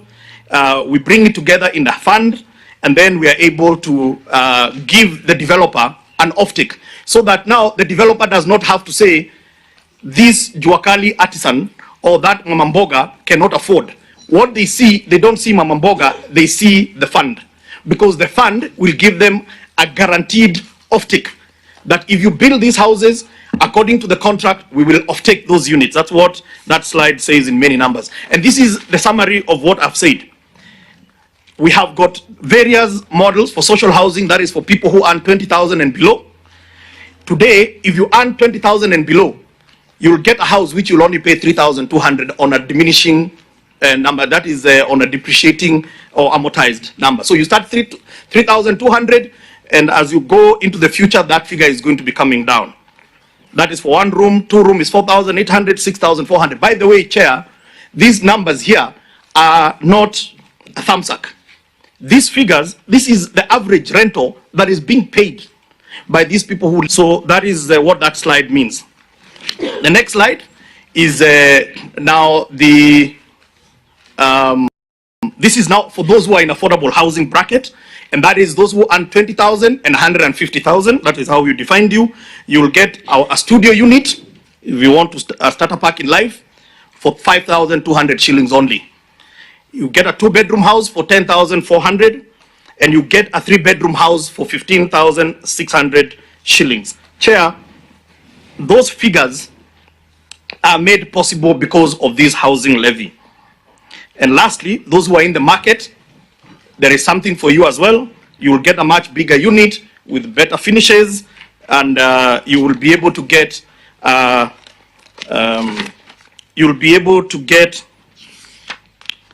let me get these figures here, 31,300 for a 2-bedroom house, which is quite big, which is 60 square meters, and you'll be able to pay 41,800 for an 80 square meter unit. Chair, there is one more category, which is our folks in the rural areas.